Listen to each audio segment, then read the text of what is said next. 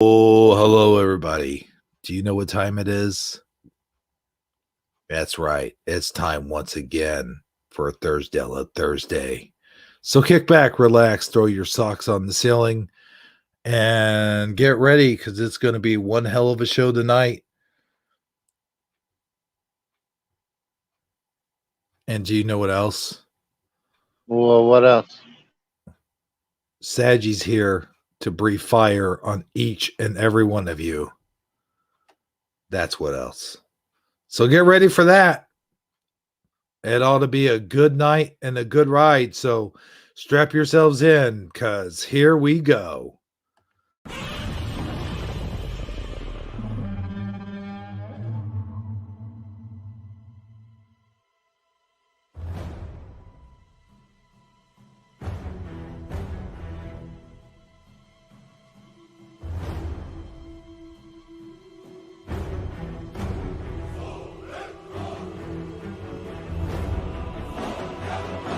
Thursdela, Thursdela. Up from the depths of the mighty DNC comes Thursdela, Thursdela, Thursdela, Thursday.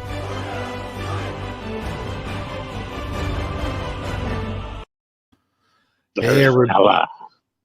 Hey everybody, welcome to Thursdela Thursday. I'm your host with the most that likes to chew on Mentos, Hebro77, along with good old Mega Sagi. Hey, you didn't change your name there. Hey. And also, we got hanging in the wings at the very bottom left-hand corner here, in the center, left center, sorry. Bottom center. Bottom center, thank you. Mr. Keefe's dad. Welcome, guys, to the broadcast. Hello. Hi there, Mr. Keefe's dad and Hebro77. Sir, how is everybody doing this evening? Magical. It sounds magical down there. Yeah, ignore the coffee. I was a little late. I'm pushing the button. I'll mute up while it's me. Oh, no, it sounds like heavy like machinery, like you got a coffee bulldozer that like scoops it out for you or something. I mean, I drink it by the pot, so yes, it's industrial Keurig. That's what we got going on. Wow. Okay. What do you do fancy flavors like peppermint mocha and all that kind of stuff? I used to do like what I call your dessert coffee, but no, not this time. And actually I ran out of creamer, so we're just drinking it black with sugar. Hey, I'm okay with that if you're okay with that. I mean, I can drink. It's coffee. That's all that yeah, really as long I would rather be out of creamer any day than out of coffee. Well, I've kind of conditioned myself so that I can drink coffee almost any way. I started to slowly get rid of the creamer. I slowly got rid of the sugar for a while too. So at one point I was just drinking it black. Oh yeah, for sure. I mean, I could even take the instant coffee and stir it in some hot water and drink that. I mean, I'd rather have that than nothing. I mean, as long as it's not decaf, because if it's decaf, I'd rather just drink water. Well, yeah, same here. What's the point if it's decaf? Right. I mean, if it's decaf, what is the point? Although my mom told me to, it's probably best to, what's the word? Get rid of the caffeine. Right. Yeah. I mean, just drink less coffee. That's what I mean. Versus decaffeinated coffee. I mean, that's like putting an egg on the skillet and not turning on the fire. Nothing's gonna happen. Oh, I'll perk up here in a minute or two. I promise. Oh, there's no doubt in my mind. So, Mr. Hebro77, sir, I like the new intro for Thursdela. That was pretty cool, man. That was pretty awesome. I wasn't expecting that. Yeah, I wasn't going to do an intro at all, to be honest with you guys, but I was like, there's still plenty of time. I throw something together, so I did that. But hey, well, let's get things rolling here. Let's get things rolling along. By the way, I like your egg in the skillet analysis, but if you're Rocky, you're going to drink that egg raw, and it's going to do something for you because it'll still do something for you, unlike decaf coffee, which will do absolutely nothing but make you piss. And pissed. Be pissed. Yeah, exactly. So did we mention it'll make you piss? But hey, guess who we have in here, guys? We have quite the room here tonight, man. Well, what do you mean? We got quite the room here tonight. Well, what do you mean? What do I mean? Well, here's what I mean. We got Milo Fire. We've got Connie Joe Wood. We got Reluctant Guy 77. We got Lotar 900, who just came in just to boo the show, I guess. You know what? I wonder something. I just wonder something. Oh, what do you wonder, my friend? Maybe he's the one thumbs up we always get. Like, we always get at least one thumbs up, like every program we do. Yeah, that's what I meant. One thumbs down every program we do. Maybe he's the thumbs down. just to be mischievous, you know what I mean? Well, I do know who the thumbs down comes from, but I don't want to call anybody out. Oh, okay. No, that's good. But I do say this: we also have Michael Fontaine in here. Michael Fontaine.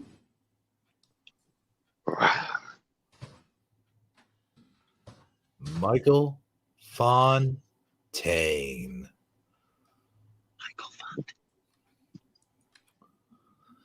And we do have one heck of a show lined up for you guys tonight. I was going to make this like a Star Trek Next Generation stop motion marathon, but no. We're not doing that tonight. I think we're kind of burnt out on that. Little bit. But here's what we are going to do. I'm going to show two Mandela family videos because Keith's dad and Sagi hasn't seen the new ones yet. So I'm going to show them back to back and point out some of the funny stuff that happens in them. There's quite a bit in my mind, only in my mind, I guess. I don't know. But so no spoilers, guys. You guys out there chatting, I see you talking about what's happening in some of the episodes. So don't give it away for them. No, don't give it away. I mean, don't give it away. Don't give it away. Wait, let me say, I'm going to say that in a voice like you just woke up in the morning and you're not quite sure how your voice is going to turn out. Okay, here we go. Don't give it away. Away. How about that? That was pretty good. I'm going to say it like Red Hot Chili Pepper. Okay. Don't give it away. Give it away. Give it away now. Don't give it away. Give it away. Give it away now. Hey, that was pretty good. I'm gonna say it like your mom. Oh, I gave it away. No, that was terrible. Hey, have you seen my collection of Charizard cards? Do you have a collection of Charizard cards? No, because my mom gave them away. Okay, yeah. Where are you from, Sagi? Oddly enough, I do have a collection of Pokemon cards. Of course I do. Why wouldn't I?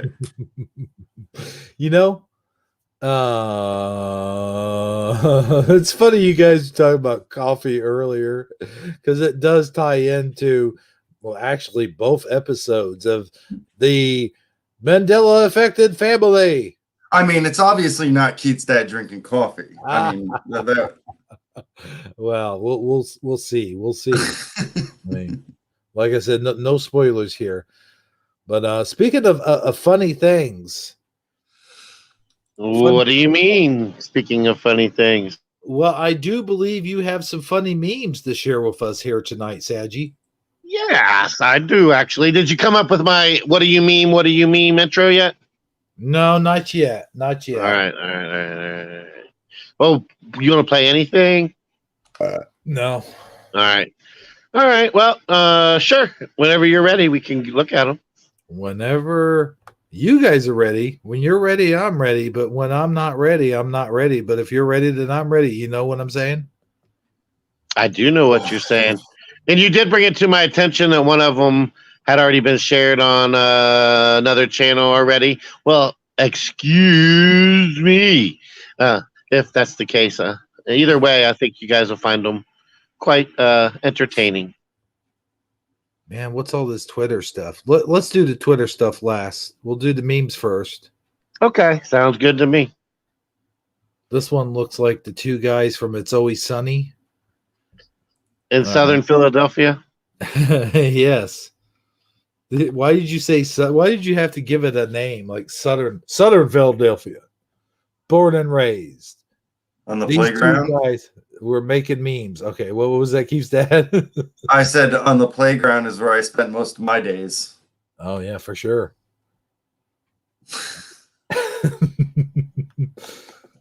But and by playground he means Minecraft playground, my friend. Yeah, that's a good point. I'd have to build a playground in Minecraft for me to play on it. But here we go. Here's the first meme of tonight. I thought this one was pretty good. Would you like me to read it? Yes, sir. All right. As soon as this pop-up gets off my screen, okay. People, how do you stay so calm and level-headed while everyone else is freaking out over the economy? Me. These people have no idea how to live without money. They're what we call new poor. We're old poor. Little play on the whole new money. Yeah, new money. New money, old money. Yeah. I gotcha. Yeah. Yeah, that's yeah. Yeah, if you've been poor your whole life, you've already Right. figured out how to be poor. Yeah.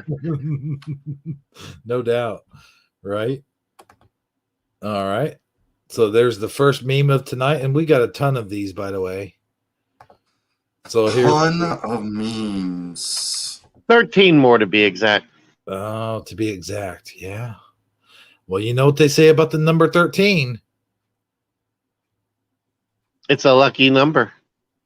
Oh, I was going to say if it's 13 in green, then leave it in between. I don't know. If it's 13 in brown, what do you do with it? You take it downtown. If it's 13 in gray, what do you do with it? You make it eat some hay. If it's 13 in red, what do you do? Oh, well, you definitely don't take it to bed because that's illegal. All right, cool. We'll leave. No. Oh my God, no, that's horrible. 13. Okay, say it again. Say it again. I'll come up with a good one. Go ahead. 13 in red. It was the last one. Yeah. You feed it some bread. There you go. Yeah, there we go. That's better. Whew. Yeah. Okay. One more. If it's 13 and bad, you make it wear plaid. Ha ha ha. There you go. Like Keith's dad. That's right. I mean, we should all be wearing plaid. Exactly. Plaid is the new black. Did you guys know today is Earth Day? Happy Earth Day, everybody. Today is Earth Day? Amazon Fire TV told me that this morning.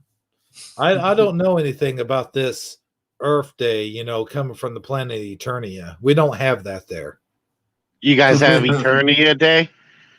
I think we do, actually. Yeah, you're right. Yeah, but except it's a totally different thing. It's Eternia Day is pretty much where we just kind of lay in bed all day and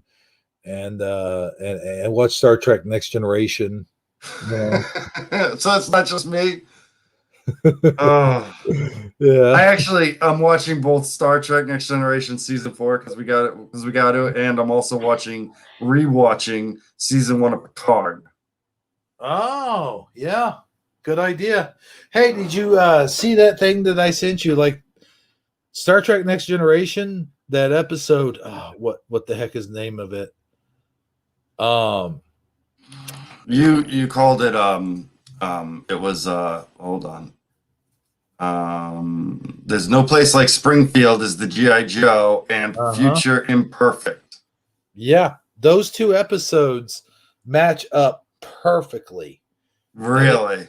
If you watch it, you see there's a little difference. Like instead of like holographic people, like it's symphozoids or whatever, but it is like so like he figures it out the same way Riker figures it. Like, wait a minute, and then like he's got the gray in the beard, same way Riker's got the gray in the beard, and what was there's so much parallel to it. It's like something happens to Riker where he gets knocked out, something happens to Shipwreck where he gets knocked out, and they come up with backstories for both things.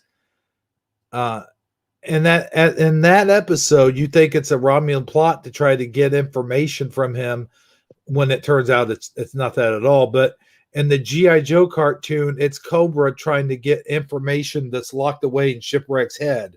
So it's kind of very much the same, but they changed it up a little bit. You see what I'm saying? I would probably make a bet that if we looked at the writer for that show, we could probably connect him with G.I. Joe somewhere along the line. Yeah, I mean that episode, man, is so well written. It's so good.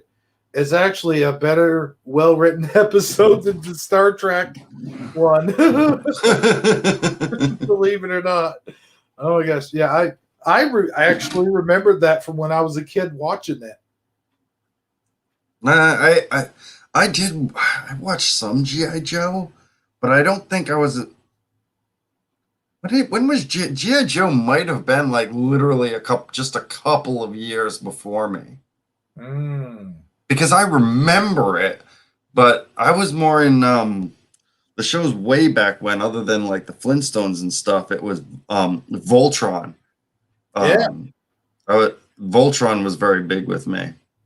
I used to love Voltron.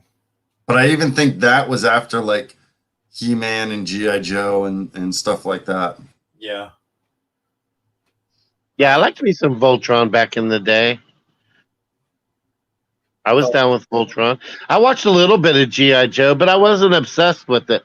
Like, I never got the figures or became a real big fanboy of it. But I did like it when it was on. It just never really became my thing, Oh, yeah, it very much became my thing. I mean, yeah. It was one of the toys I actually had. I had a full Voltron thing that you could put together to make the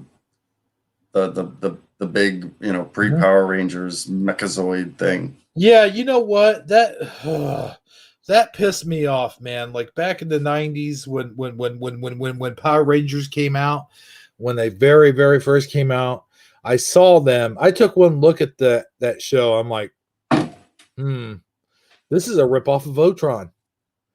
I mean, I'd like to say so, but to be completely honest, Power Rangers is a bit of a monster when it comes to when it came out, because the scenes that you see with the teenage kids, that came out when we watched it, because they're American kids and they're all teenagers. But once they change into Power Rangers, that was actually filmed years ago. Those are all Japanese actors. There was a Power Rangers show in Japan for years prior to it coming to the US. Yeah. And while they hired new actors, they used the same footage from the battle scenes. So was Voltron. Voltron was, I believe Voltron was called something Go, like Robot Go or some Go Lion. That's what it was called. Go Lion was the name of it when it was in Japan. And GoBots. I don't think we're talking. We don't want. no. Let's forget GoBots that ever existed. Yeah, GoBots ripped off the Transformers, she says, and I can see that. Yeah, that's totally true. But when I talk about Voltron came out in '84. So I mean, like, I don't know when Power Rangers, like what you're talking about, when that came out originally, like in Japan or whatever. But Voltron was very much a product of Japan also. So I mean, they could have possibly came out around the same time. I don't know. But I know that here in America, when I watched when I saw it come out, I'm like, this is very much very similar to Voltron. In fact, if you switched out the fact they don't turn into like a giant robot, but they very much are like a team. I mean, they're not lions. They're just like, what is it that they are? I forget.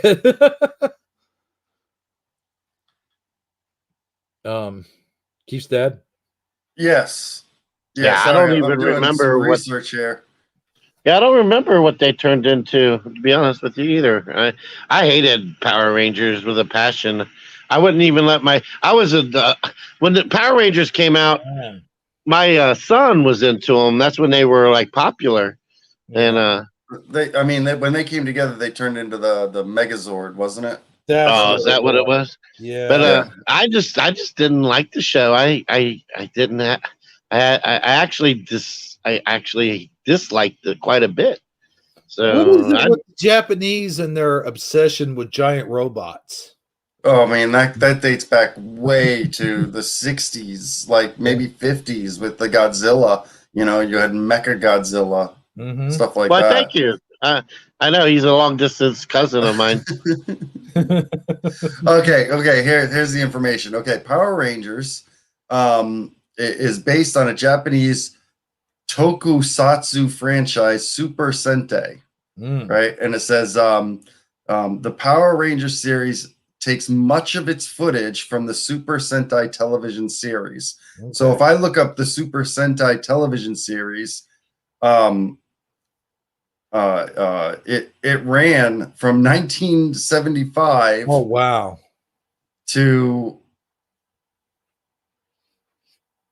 I mean, it's still running, but it's still running. Damn.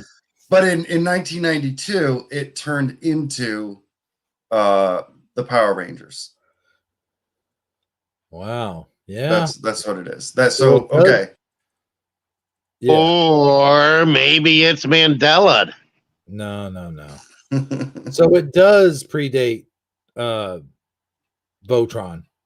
Yeah, it does. Looks like it does. Just the battle footage. But like, I know Voltron's called Go Lion or Lion Go or something like that. Did you look that up? Can you?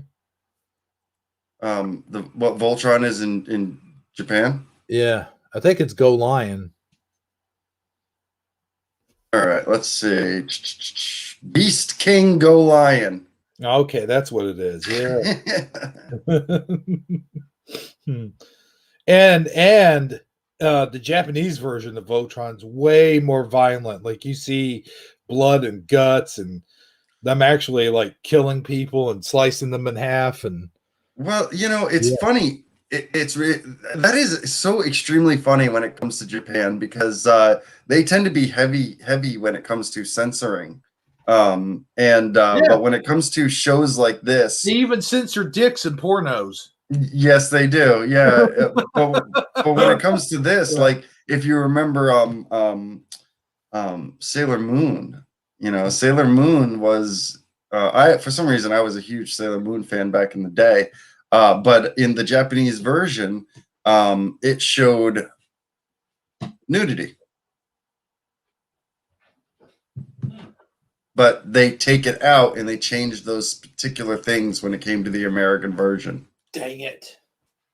I mean, well, that's interesting. Well, I mean, why would you want it to show nudity? all these girls changing are under 18 years old, Oh yeah, that's true. except for like Sailor Jupiter, who I think is But like, that's what I was talking about, like Sailor Jupiter. But I thought they were all adults.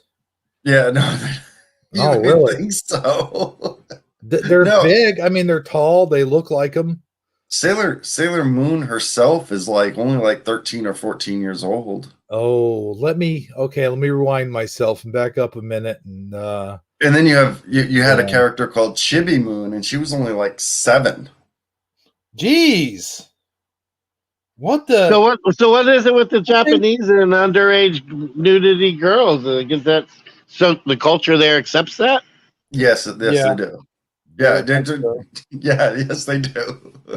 It's like, oh, I don't want to get into like what they do in Porky and Thailand and all that, but well, I don't want. But it's not that But it's here's necessarily accepted. It's just that it's not seen at like nudity just in general is not seen the same way we see it. Mhm. It's not the same. We see all nudity as, sexual. They don't.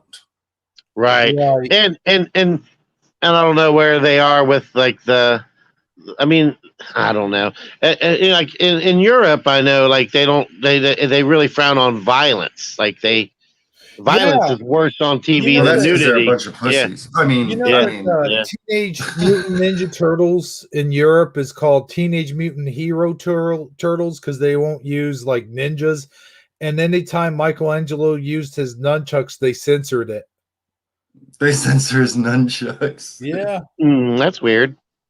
I know because they didn't want kids mimicking nunchucks. But the funny thing is, they left in Leonardo's swords. Yeah, well, I mean, since Teenage Ninja Turtles, you know how many nunchuck accidents there were in the U.S. I mean, Well, it was yeah, an epidemic for a while. it probably was. Yeah, you're probably right. That's why in the second movie, like they didn't hardly use their weapons at all. They used like salamis and brooms handles and stuff like that. But I mean, kids can use that stuff too very violently. I mean, not We're talking about the old movies, though, right?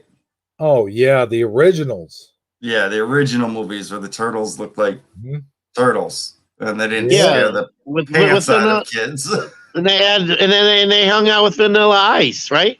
yeah. Yeah, they Yeah. hung out with Vanilla Ice. Oh, you want to hear a fascinating story about that? Like one of the guys who was in one of the costumes, I forget which one, but he walked up to Vanilla Ice and he was so excited to see him. Like he lost his mind or something and went up and gave him a hug or tried to give him a hug. And Vanilla Ice was just like, "Get the F away from me, man." He had his security guard like try to get him out of there. And the guy who was in the suit actually knew like karate and stuff, because they have to, you think that because they're all like, trained karate dudes. And so he actually got into a fight with Vanilla Ice's bodyguards.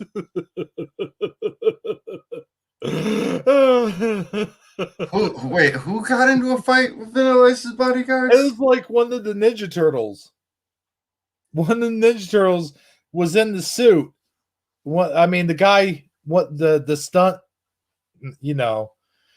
because some of the Ninja Turtles are just like puppets, but some of them are actually in the suits, like they had suits. So it's like it's half puppet, half suit. You know what I'm saying? Yeah. So like he was so excited to see Vanilla Ice, he went up and gave him a hug, or tried to give him a hug. And Vanilla Ice is like, "What the F are you doing, dude? Get away from me!" And then his bodyguards jumped him. And then like he got into an actual karate fight with them. Now that you bring up Vanilla Ice, has anyone ever saw, like, if you no, I take that back. If you guys want to laugh, go watch the Vanilla Ice movie. Oh right. yeah. Oh, oof. Yeah. Yeah, Vanilla Ice. You say what you want about him. I mean, he is kind of a poser, and I'll be the first one to admit that. However, that Ice Ice Baby to this day is still, you can play it at the club and everybody gets up and they go dance to it. And you know, so you know, he's got there's that. And he can still tour worldwide and sell out. So good for him. Well, what? Oh, my goodness, what the heck is his name? Van Winkle, I think is his name. I don't think it's Rip Van Winkle, but I think you're right with Van Winkle. Chuck, what the heck is his real name? Oh, you mean Vanilla Ice's real name? Yeah. Oh, I don't even know. Robert Matthew Van Winkle. Oh, okay. So here's the thing: is he is a product of our society. That's what he is. It's a product of our society that we would like to forget, because he is the epitomes of the late '80s, early '90s. Like he was Saved by the Bell on crack, is what he was. Oh yeah, I definitely could see that. And you know that whole scene you were describing earlier with him, Hebrew, and the Teenage Mutant Ninja Turtle guy. Are you there? Huh? Oh yeah, I'm here. I can just see him now, like when the Teenage Mutant Ninja Turtle guys are coming up to him to give him a hug, and he's like, "Stop, collaborate, and listen. Ice is back with a brand new invention. Something grabs a hold of me tightly. I said, back off. Get away, you might be Suge Knight." See? You ever watch the video of Vanilla Ice apologizing to the world? No, I don't know that one. There's a video of Vanilla Ice apologizing to the world for Ice Ice Baby. He goes, "Oh man, it was just that time. You know, if I could take it back, I would." Because he's a cool guy. He is a cool guy. It just, I would hate. I mean, as much as I like to make fun of that song, as much as the next guy, I liked the song when it came out. I remember I was in Florida on spring break and I heard it for the first time, and I was like, "Wow!" And I worked at a record store. Yeah, I worked at a record store in Cincinnati, and I came back from spring break, and I told the manager of the record store, I was like, "You've got to find this Vanilla Ice and order as many as you can. It's about to blow up." And she did. And we were the only ones who carried it for the first week that it popped. And she thanked me for it. It was a cool deal. Yeah. That's what's so terrible is it was an extremely popular song. Everybody liked the song. It didn't age very well. No. But I would hate for a reality where it never existed to occur, you know? Now, wouldn't you have loved, Hebrew being the wrestling fan? By the way, I have a story I want to tell you that's wrestling related. But wouldn't you have loved Vanilla Ice and the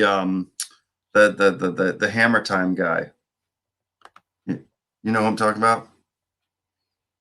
Hammer Time. MC Hammer. No. MC Hammer. I was right. Yeah. Wouldn't you love to get those two people in a ring to just battle it out? Hey, you know what? It kind of would remind me of. Do you remember that show that was on MTV back in the '90s called Celebrity Deathmatch? Yeah. That would.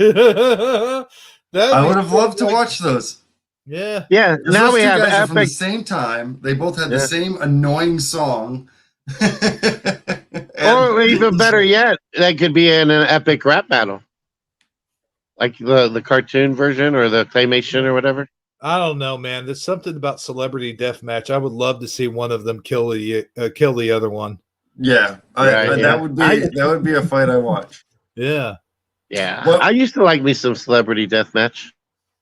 The story I wanted to tell you about was I was sitting with my son, and we were watching just YouTube videos, and then I saw one of Dwayne Johnson singing with his daughter. If The Rock singing with his daughter, right. And him as Maui, and I was like, "Oh, Keith, you know who that guy is?" And my son goes, "No." I go, "Well, I mean, that's Maui," and he goes, "Really?" I go, "Yeah, Maui is actually that big, right?" And then I go, "Yeah, do you know what he's known for?" And He said no. So we actually went back and we watched. I think it was WrestleMania 25. Yeah. The match of The Rock versus Can't See Me guy. John Cena. John Cena. Yeah, so it was The Rock versus John Cena. It was so funny. It was so funny watching them battle it out and like talk trash to each other while wrestling. Yeah. My favorite of all time, and it wasn't good as far as wrestling goes, but it was very entertaining, and it was very sort of like turn of the century type of deal, was Hulk Hogan versus The Rock. It was WrestleMania 18. And it was like, yeah. I watched videos of Hulk Hogan being on while The Rock was on, and I'll be honest, at that time Hulk Hogan looked like a caricature of himself. Yeah. He did. Yeah. Like Hulk Hogan is supposed to be like Hulk Hogan's blonde, right? And in this, he was blonde, right? Where he had the goatee and he had the hair, but then his 5 o'clock shadow was black as night. he was coming off of the whole NWO thing, like when he was back in WCW. He was playing off of that. That's why it was like that. If you haven't watched all him turning heel and doing the whole NWO saga, I suggest that's a good one to go back and watch. But hey, you know what? We were talking about Star Trek earlier. Yes. And the next meme actually is a Star Trek related meme. Well, what do you mean a Star Trek related meme? No, I'm just kidding. Let's see it. What do you mean a Star Trek related meme? What I mean? Okay, here it is. Check this out. It's kind of funny. A little bit funny. For a little while. Yeah, for a little while. Here we go. There's that one. Are you two friends? My cat. No. Me. Yes. Look, I would love. Let me see. Maybe I can do this, right? Because I want to show you guys. I don't know if you know, but I'm gonna turn my camera on for just a second, and I'll show you. Speaking of pets, this is what I deal with. All right. So how you guys doing? Yes, I wear the robe constantly, so no judge. But if I move my camera over here we go. This is what we get. This is what happens when I'm streaming or really doing anything near my computer. She'll be here all day. She'll just sit here. She don't care. I just just lay there, huh? Just wants to be by you, huh? Yeah, she just wants to be by me. Just that's it. And she's a runt, so she's full grown, but she's still just a tiny kitty cat. Just always tiny. Wow. So we got some. I'll tell you. We got some comments from the comment section here. Milo Fire says Hogan's curtains did they match the drapes? Hey, you find out first. You can come back and tell us. God. No, I don't want to know. I don't want to know. I don't. And then she also asked, and he always wondered what flavor Master Shake was. Vanilla? Yeah, I'm not sure. Wasn't he strawberry? No, he was just vanilla, wasn't he? He wasn't any kind of flavor. To my knowledge. Yeah, I don't even know if you guys are speaking English anymore. Yeah, she's going to pass on the verifying it herself. I think she said, nah. Oh man, What did you guys think of Hulk Hogan's daughter? I mean, she looked so much like him. It was kind of weird, wasn't it?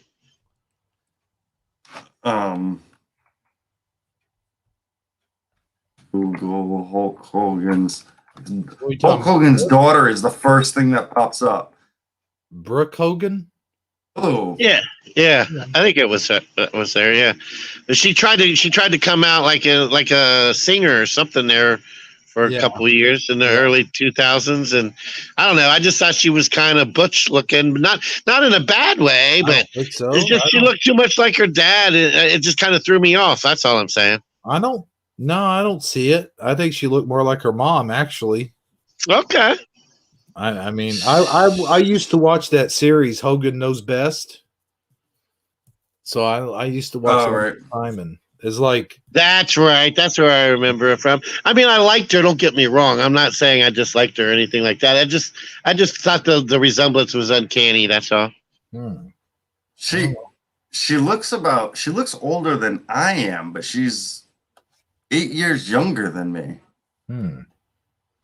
Or maybe that's just a bad picture. Put a picture of her up so Jack can see it.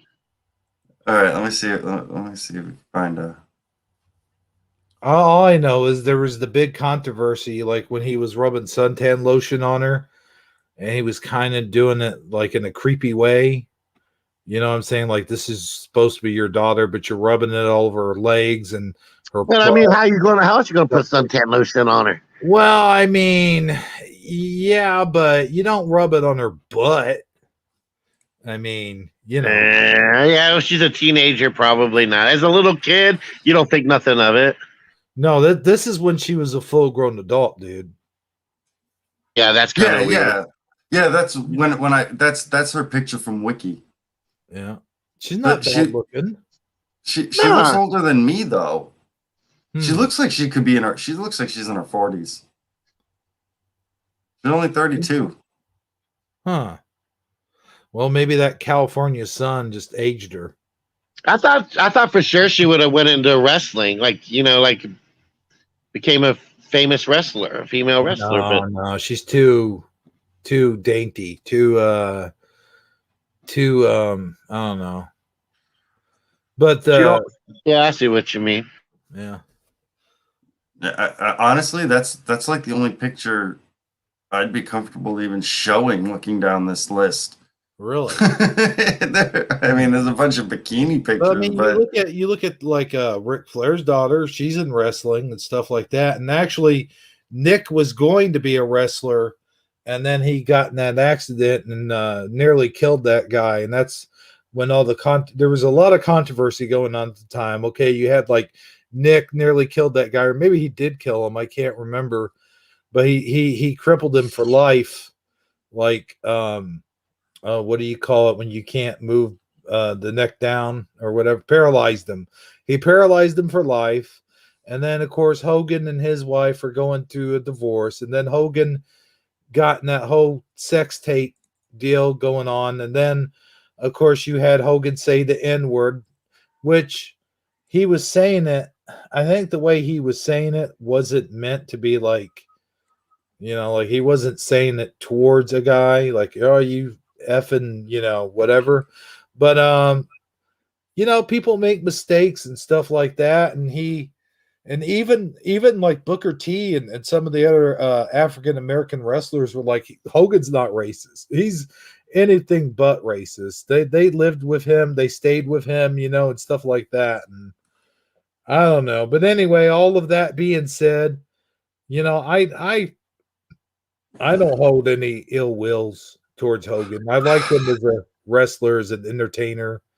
Yeah. He, I would say, I mean, Hulk Hogan's always had that kind of that way of talking, and he always called everyone brother.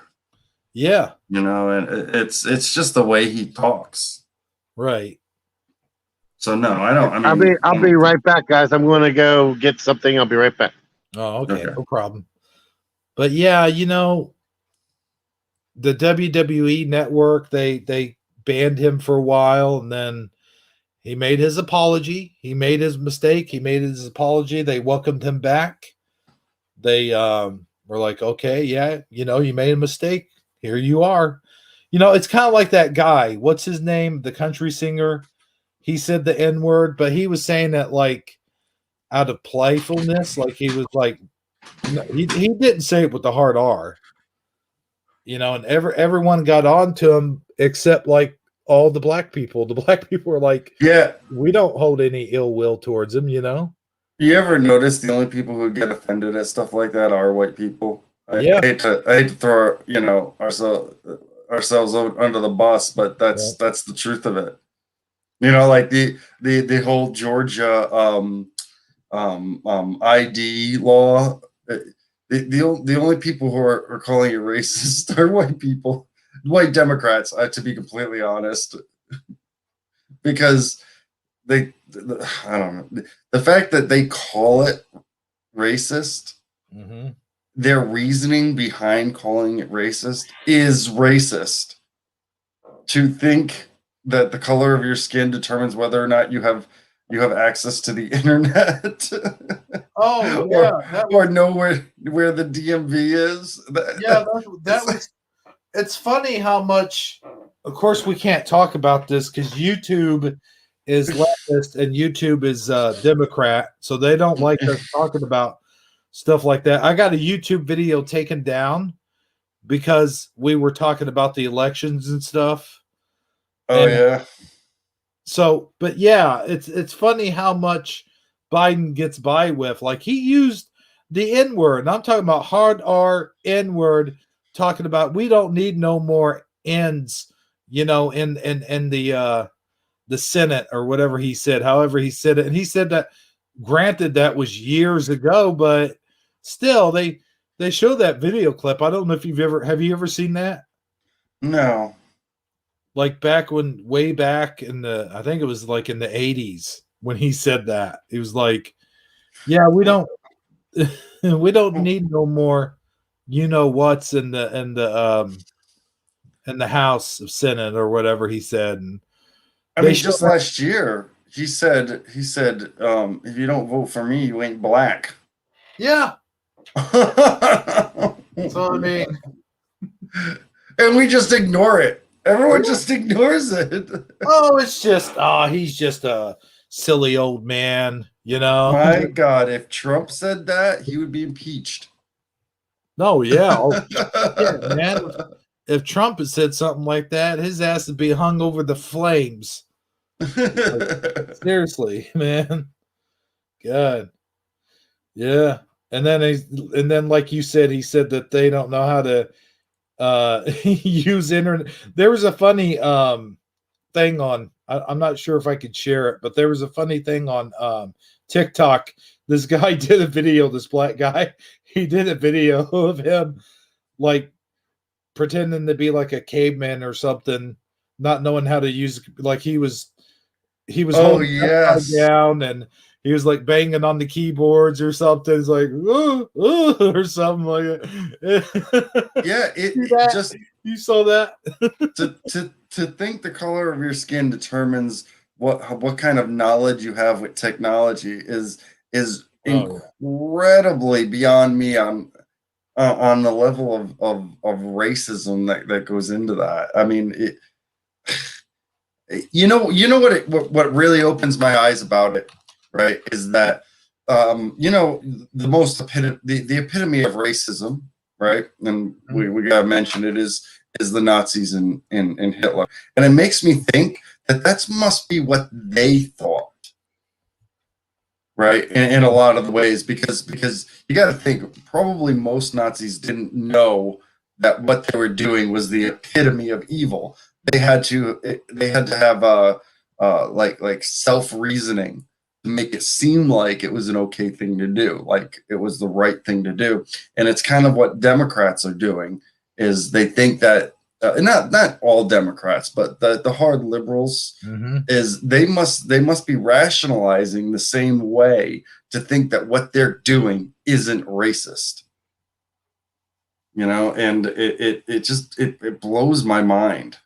Yeah, and of course, like I said, think that way. Now be careful because YouTube is like, yeah, we can change topics. Yeah, sorry, YouTube. Like, we can't talk about actual things that actually matter. We got to talk about schlock and stuff like that. We got to talk about Power Rangers. Yeah, Star Trek stop motion movie marathon. You can say that a bunch of times. Oh yeah, we can say that, but no, YouTube's an asshole. Like, when did they become political Nazis? Like seriously, they're supposed. When Trump won the election, that's pretty much when it happened. Yeah, Yeah. I imagine. Yeah, it's like they're supposed to be about entertainment. Like this, we're supposed to be on here, speaking our minds, be able to say whatever we want. But no, that's not the case. Apparently, there's rules. If we say anything that goes against the left, it's like it's hurtful, and it violates people's safety. But we could talk about like I could come on here and say, oh, I'm going to stab Trump in the eye, and that's perfectly fine. You know, I mean, no, but seriously though, you know, that's the way it is. I don't know. I don't know if you can go that far. In fact, there are a couple people who tried doing that, and it did end up backfiring on them.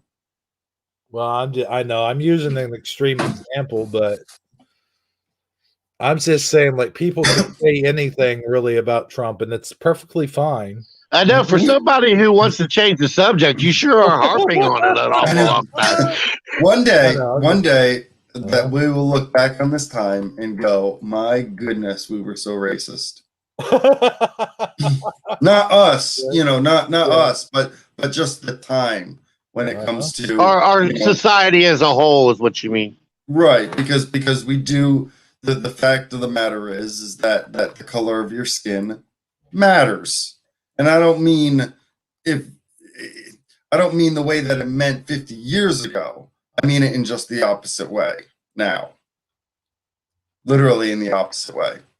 Meaning that you can't, for instance, you can't have a scholarship for only white people, but you can have a scholarship for only black people. That's perfectly fine. Mm-hmm. Right. So the color of your skin does matter. Didn't San Francisco just give checks to poor families, but not for white people? Yeah, I don't know. I heard something about that. I don't know what all the details are. Yeah, I don't know what the details are either, but that, and it might not be true, but it sounds like it would be true. It sounds like it would be true. All right, let's change the subject because we're already going through. Now I'm starting to talk about things that might not be true. Yeah. Let me get another. I told you I'd be a little peppier in a couple of minutes. And we still got I don't know, at least 12 memes to look at. Yeah, we got like 1,000 memes. It's the land of the 1,000 memes. But I gotta tell you, is this Black Cats Matter?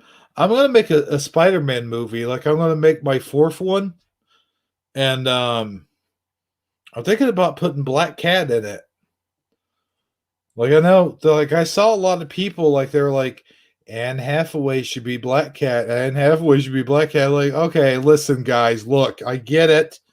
She was Catwoman, and I understand that, and she did make a pretty good Catwoman. Don't get me wrong, but you guys are just forcing her in there just because she was Catwoman. And you're like, well, they're sort of the same thing. They're both jewel thieves. They both stock things in the night. They both are in love with the hero. I mean, but still, though, they're both 2 separate characters. So knock it off.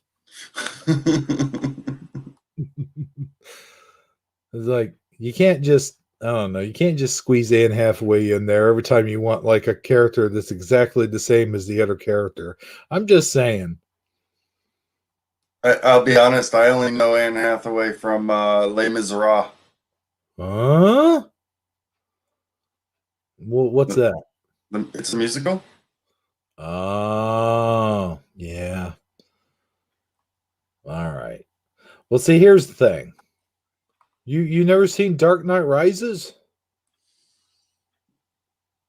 No, I'm pretty sure I have. Pretty sure. Yeah, that was Anne Hathaway as Catwoman. Was it? Yeah. I thought Catwoman was played by what the heck's her name? No, I can't remember the woman's name. Hold on. Now I gotta do some research because I remember her being in. She was not Mystique, but the Storm in X-Men. Oh, you're thinking about Catwoman, like the movie. Halle Berry. Catwoman. Yeah, wasn't that Halle Berry? That she was Catwoman, but she was in the movie Catwoman, Oh, like back in 2005. That's the only Catwoman I ever remember existing. No, it's like, wait, back up a second. What are you talking about? I thought you were talking about the Dark Knight. No, I was talking about the Dark Knight. I was talking about the Dark Knight Rises. Okay, the Dark Knight Rises, that had Anne Hathaway as Catwoman in it? Yeah. And then she also played Catwoman back in 2005? No. Halle Berry played Catwoman in 2005. Okay. Yeah, I remember the Halle Berry Catwoman more than I remember the Anne Hathaway Catwoman. Good, because you were making me feel crazy for a minute there. No. You guys never seen Dark Knight Rises, though?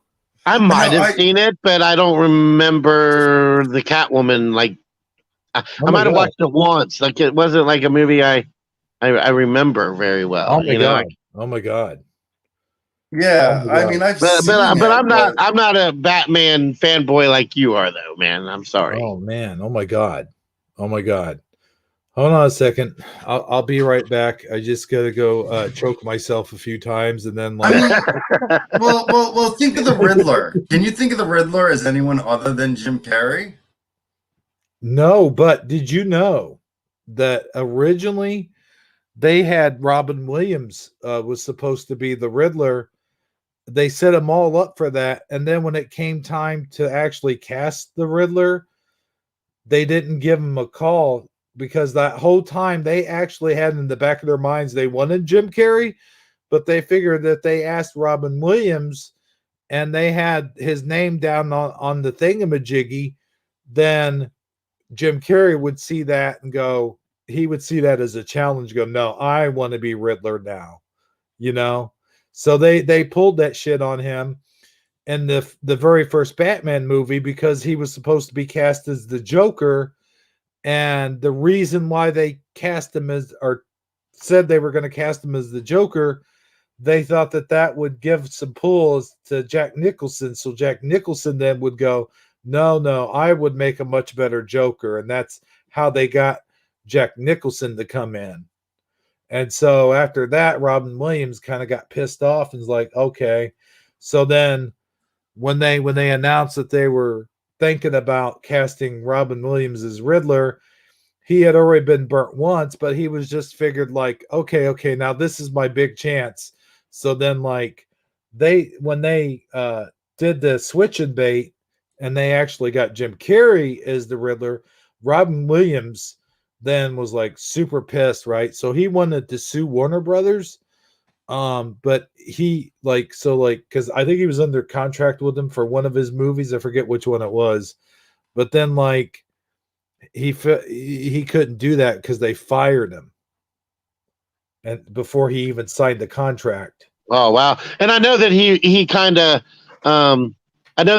of he ruffled some feathers, for lack of a better word, when he played the genie in Aladdin's lamp, because when he agreed to do it, he said that you can't use the genie in any commercials or advertisements without his permission, unless doing like his version of the genie.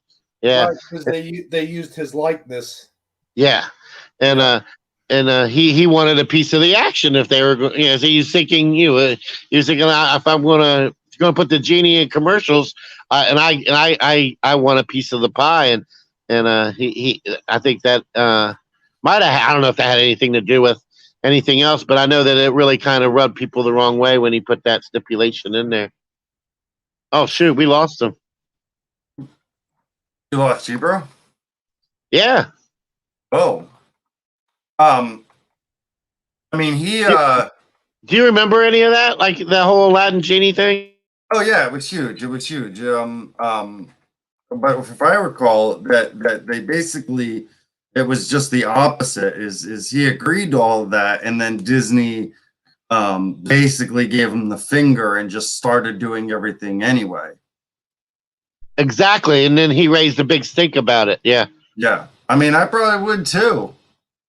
You know, the whole point was that he didn't want, he just wanted. No, he was getting, I think he was getting the money for it, but he wanted to be, I don't know, He wanted to have creative control over the lines his and the likeness. things. Yeah, his likeness. Yeah. Yeah, that makes sense. Yeah, and no, they to the point where that's why he wasn't in the second one, Aladdin 2, but he was Yeah, in exactly. Aladdin 3. Oh yeah, Yeah. he skipped one. Yep. Yep. He came back for Aladdin 3, but not Aladdin 2. Milo Fire 3 said Hebrew fell into an Anuwa dimension, another dimension.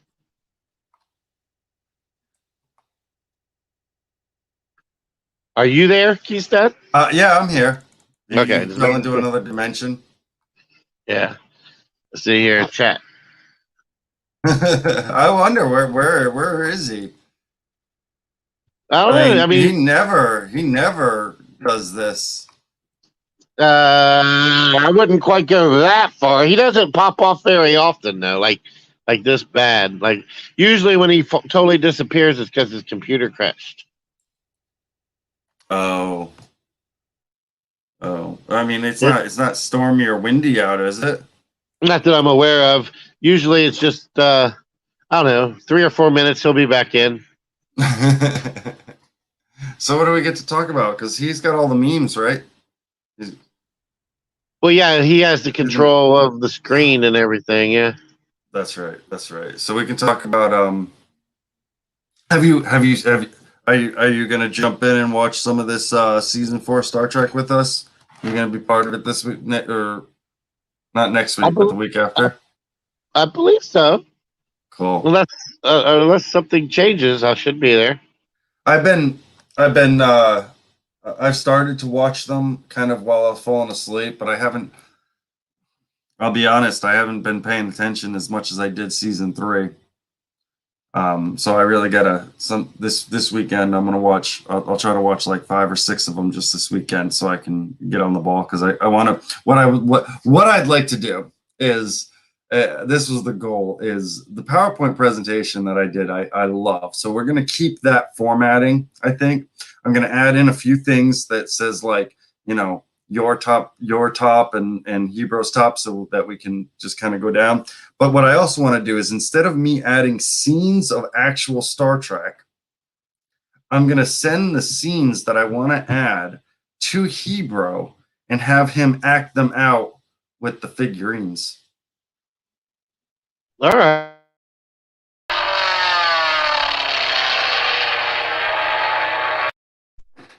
Wait, what was that? Did you do that? That was Hebrew. Where is he? I'm gonna point my finger out, and I'm gonna. There he is. Sorry, guys. Milo Fire, when you disappeared, left a comment saying, "Talks amongst yourselves." Oh yeah. Oh wow, she's got my number down. Oh my god, so much. But I gotta tell you something. I heard about the whole genie talk, and yeah, he wasn't in the second one. You know what? Also, real quick before we go into the next subject, because it's gonna be me asking Sagi a bunch of questions. And I want him to answers like this, but check it out. So, like, the second one was actually just a commercial. It was just one 1 hour long blasted commercial for the damn TV show. Did you know that? Yeah. And now that you mentioned it, it was called.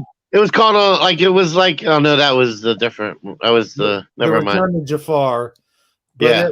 it was they did it so they could see if people would watch a returning Aladdin and his adventures. That's why they threw in the well, no, they didn't throw in the thieves until the third one. But I mean, that was supposed to be a spin-off, like the TV show was supposed to spin off of that. It was one big long advertisement for that. That's why it went straight to DVD or VHS at that time.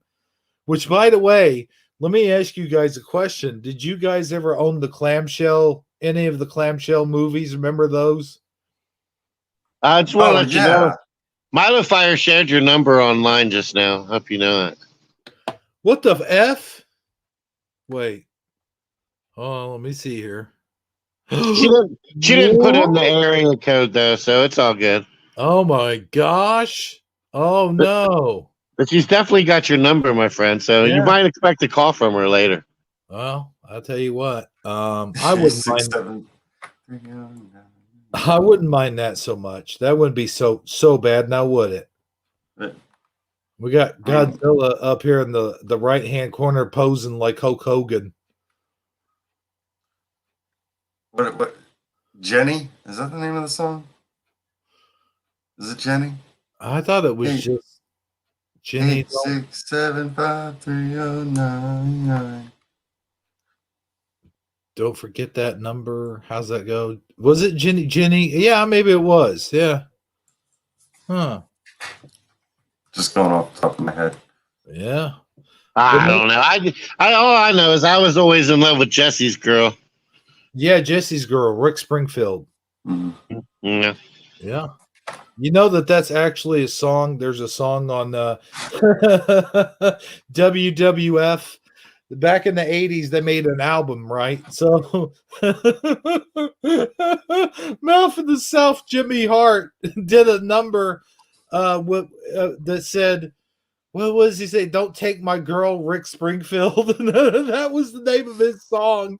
Don't you take my girl, Rick Springfield. I mean, if you can have Jesse's girl as long as you give That's me what it was. Stacy's Yeah. mom. Jesse's mom. There's Stacy's mom. Stacy's mom. That's funny, dude. Milo Fire says Ricky don't lose that number. I think that's how it went. What? Huh? Who? How? What? When? Where? Who? Ricky. We're not Jenny, Ricky. Oh, okay. What? Really? I thought it was Jenny. No, I'm pretty sure it's Jenny. Yeah, I thought it was always Jenny. Maybe that's a Mandela effect. Can someone do some quick research on this, 8, please? 6, 7, 5, 3, 0, 9. Yeah, the name Lyrics. of the song is Jenny. Yeah. Oh, okay. Well, maybe that's a different song. Ricky, don't lose that number. Because I've heard that before. Have you? Have you already? Because this is the part of the show where I want to ask you a bunch of questions. And I want to have them answered immediately. So here we go. It's now time for Ask Sagi questions. All right. So, a lot of times, we're inside the Mandela affected community, you and I are. And, we got a lot of friends that we don't necessarily agree with their philosophy. We don't like there's flat earthers and there's truthers and 9/11ers and school shooters. And I mean not school shooters, but school shooter truthers. And then there's moon landing truthers and all the different truthers. Okay. Okay, I'm with you. I'm with you so far. So I know that you're kind of on the fence about the flat Earth issue. Yeah, I mean, I'm not on the fence. I'm not. I mean, I just don't. I just think that here's where I think about flat Earth. Okay, would you say, here's the thing? Sure. Here's the thing. You know the thing. I mean, it's not like we haven't had this conversation, like, I don't know, up 10 billion times, but I don't think that the Earth is round. I don't think that the Earth is flat. I think that the Earth is something else entirely. and I think it's beyond our imagination. I think it's beyond our capabilities to I really gotta get know. that soundbite. The Yeah. SpongeBob going imagination. Okay, go ahead. Imagination, yeah. And you know what? But you know what? It's still fun. It's still a fun conversation, and some of the flat Earth theories are somewhat intriguing. And I can see how somebody could be quote unquote mystified by it. But you know what? There really isn't. There really isn't. The fact of the matter is the dumbest thing to do would be to spend time arguing with someone Right. over what the shape of the earth is, because you can't prove it one way or Right. the other. All you can do is debate it. And so I refuse to be baited into that debate. Right. Then stop baiting me. All right, look, the Earth is an ellipsoid, right, which is round, kind of egg-shaped, right? You can prove it. People just choose not to. You know, What do you mean they choose not? Why wouldn't they prove it if they could? because they're dumb. That's the whole point of it. Is when they go and they try these whole, hey, this is why for lack of a better term, right? For instance, the biggest thing that annoys me the most about flat earthers, right? Because I've gotten into this many a times, right? Is that when you see the flat earth shape, right? And they have this little diagram for it, it doesn't account for everything, right? They have to have a different map for different things, meaning Reading is not one working model for. They have a couple different working models, and even in the flat Earth community, there's some different people who just believe different things. Like some people believe the whole firmament thing. Other people say, no, there's no firmament. You could go on and on and on and on. But go ahead. I'm sorry. They ignore things like they say, oh, don't you notice there are no flights over the South Pole, right? Well, there is flights over the South Pole, and we can measure the time from them. You know, they just ignore these facts. Heck, we had a live stream of somebody crossing Antarctica, a live stream, but no, that can't be true. You know, you can prove the Earth is round. We have one model that works for everything: day and night, seasons, tides. Like, I mean, this is all one working model, and I once watched a guy who proved the Earth was flat by going onto an airplane with like a carpenter's level, you know, with the little bubble. You know, and the bubble didn't move. And because the bubble didn't move, it proved that the Earth was flat. And I was like, that is the most ridiculous thing. Every time I watch someone try to prove the Earth flat, it is the most ridiculous scientific experiment I have ever seen. When it's really easy to measure it. You got a buddy in Florida. You know, Sagi, you in Florida? I can call you on the phone. We can go stick a pole in the ground, right? And then we could just measure the shadow. You measure your shadow, me measure my shadow, and boom, round Earth. There you go. It's that easy. Well, I wish it was that easy. And I'm not trying to give you a hard time, Keith, but really, that doesn't prove anything about the shape. Putting a stick in the ground and looking at the shadow. It just proves the shadow. It proves the correlation of the sun to the earth. It doesn't prove the roundness of the earth. That's exactly why it proves the roundness of the earth. Because the distance to the sun is going to be different where you are than it's going to be where I am. Well, yeah, but that's true no matter what the shape of the earth is. Not if it was flat. How so? There'll still be distance between us. No. Well, then we can get a third person, a guy in Massachusetts. Because we'll all find that the distance from the guy in Massachusetts to me will be the same distance between you and me. Right. And I get what you're saying, and I really do appreciate the passion. But I'm not convinced that it's round any more so than I'm convinced that it's flat. The new one is the vacuum. People are like, how can space be a vacuum? You know, it would suck all the atmosphere out of Earth. Well, vacuums don't suck. It's because people are stuck in their house and they see a vacuum cleaner and they think that vacuums suck. Vacuums don't suck. Well, no. In- but gas and things, atmospheric pressure always tries to find a equal. It's always equal. Like if you put something in a container, the amount of space that it takes up as a gas is equal. Like all the gas doesn't go on one side of the container and then get thin on the other side. You know what I mean? It's based off of surrounding pressure. Yes. Right. Space, but when you create an atmosphere, how does it stay contained? That's the question that everybody wants is questioning. Like what keeps it from just drifting away? If there's a vacuum in space, how come it doesn't just go away? What's the barrier? Because the vacuum of space doesn't suck. The definition of a vacuum is not a sucking action.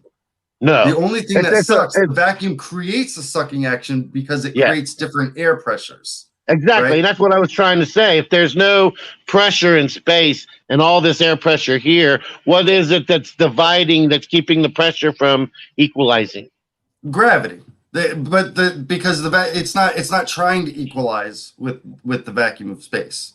It's the vacuum itself is not needing to be equalized. Right. But again, I mean, this is the theory. That's what they're contesting. Well, and you're stating that it doesn't, but there's no known example on Earth where that occurs. Yes, it does. If you were to take a bottle, if you were to take a bottle, right? Think of a bottle, right? Right. And you were to squeeze that bottle, right? And what am I thinking of?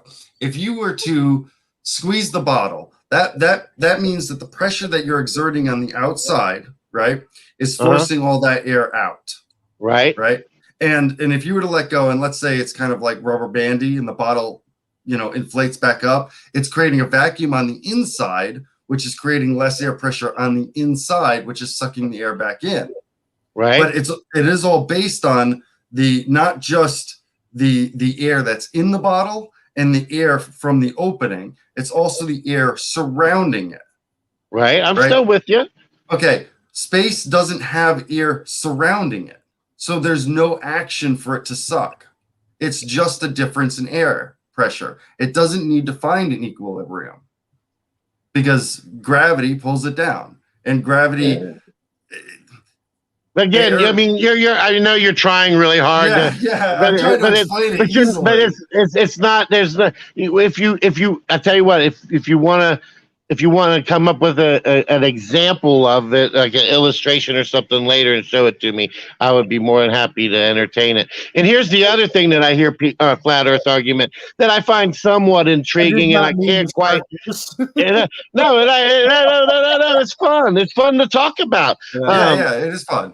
Yeah, it's fun. I was going. Like how do the rockets work in space how do the rockets have fire in space when there's no oxygen to light the fire? Because they provide the oxygen. Oh, okay. Yeah. So they provide oxygen. How do they do that?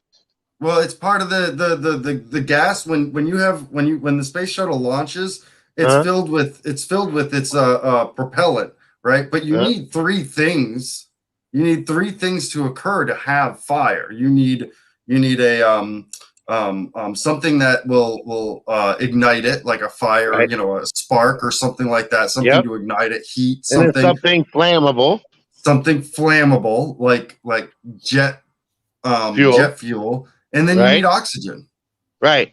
Yeah, you need those three things, and in space, they have to provide those three things. So yeah, they provide. So they literally have oxygen squirting out right in front of the flame to make the flame in the combustion chamber. Yeah. Oh wow. Okay. And then here's the last thing that I was going to say is kind of like I don't know. Do it in your car too. It's the same thing. Okay. Yeah. Too. And the last thing I was going to say is the whole water laying flat. That one really boggles my mind because I know water does lay flat. Yes, water does lay flat. And no, actually, no. One, it doesn't. There's viscosity to it. So if you pour a cup of water, there's some viscosity. So water actually has kind of a bubble on the top of it if you've ever poured it. But in a that's small, not what you're talking about. yeah. But I'm talking Water, about in a but big area. don't think of it as water lays flat. That's a false thought. Water does not lay flat. Water falls to the center of gravity. Right? If the gravity is so large, right, where you can't see the curvature, then you think it's flat. But it's really not flat. It's all falling just like everything else to the center of gravity, which is why that's why water is on the earth. It is flat, but it's all being pushed down to the center of gravity, which is in the center of the earth. If you go, you're not standing upside down if you go to Japan. That's ridiculous. You're falling to the center of the earth as well. The moon is falling to the center of the earth. Only it falls in such a way where it never lands. But the moon is in a constant state of free fall to the center of the earth. Right. Again, I mean, that's the thing I find the most intriguing because I've never seen water do anything but lay flat. So I'm like, that is a good point. I see the point. I mean, Because I'm not saying the Earth is flat, but it does. I mean, I mean, that's how levels work, right?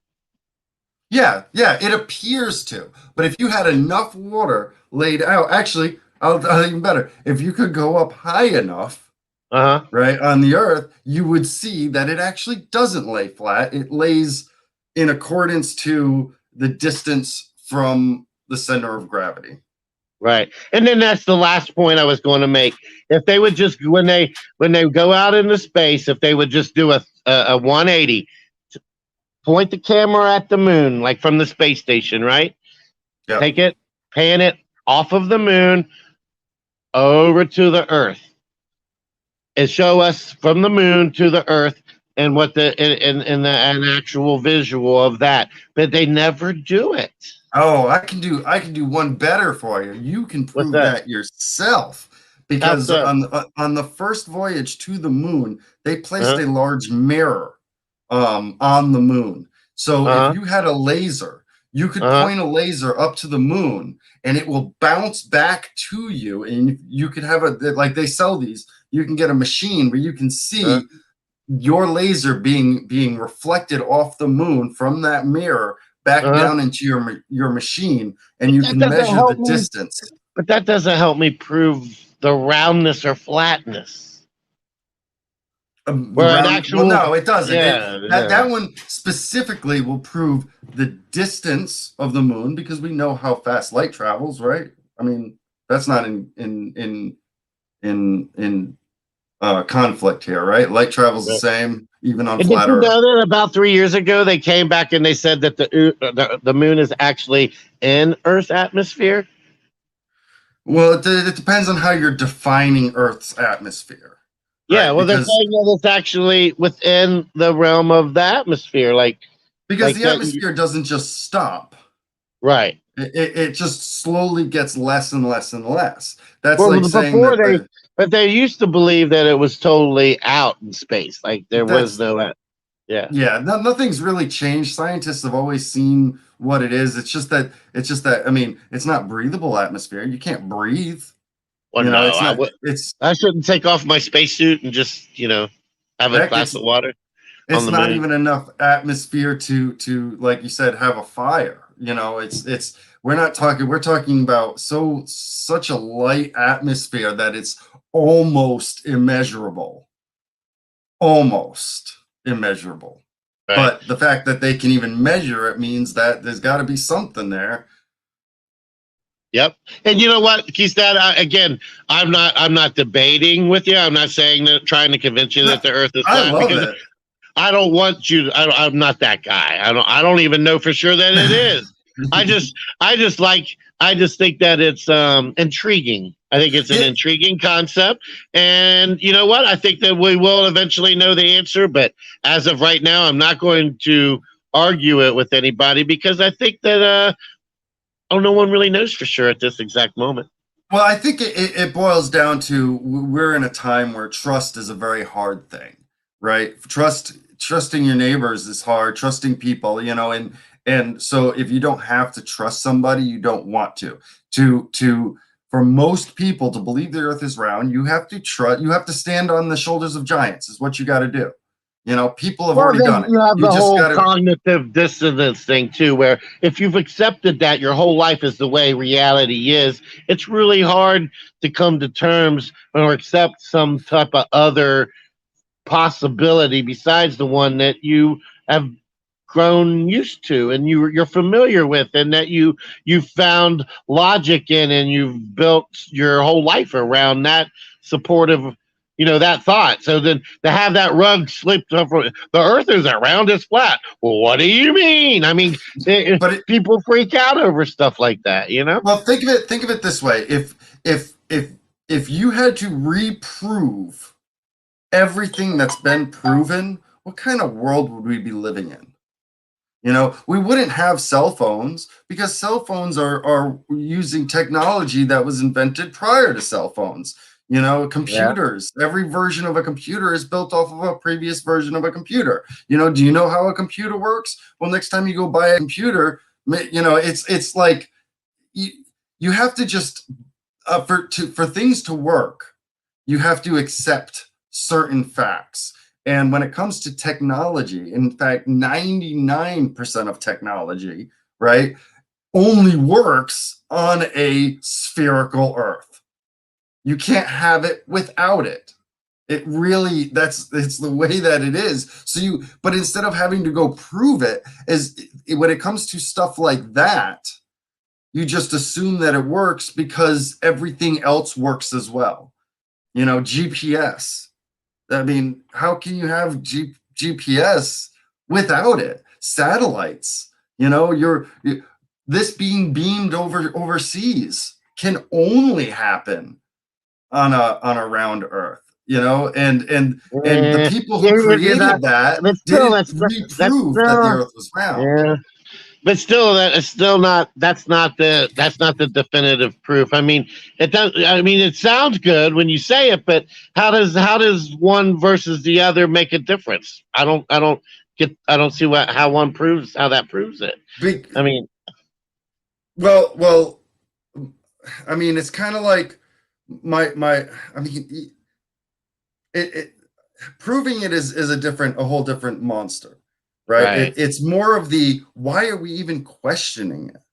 Well, this is a very basic thing. See, now here's where I kind of disagree with you because I think we should question things. I think we should question everything. I think that's the biggest part of what makes life interesting is questioning things. Right. And a lot of times the things, when you start questioning things, you actually find out that they're not exactly what we believe they were in the first place.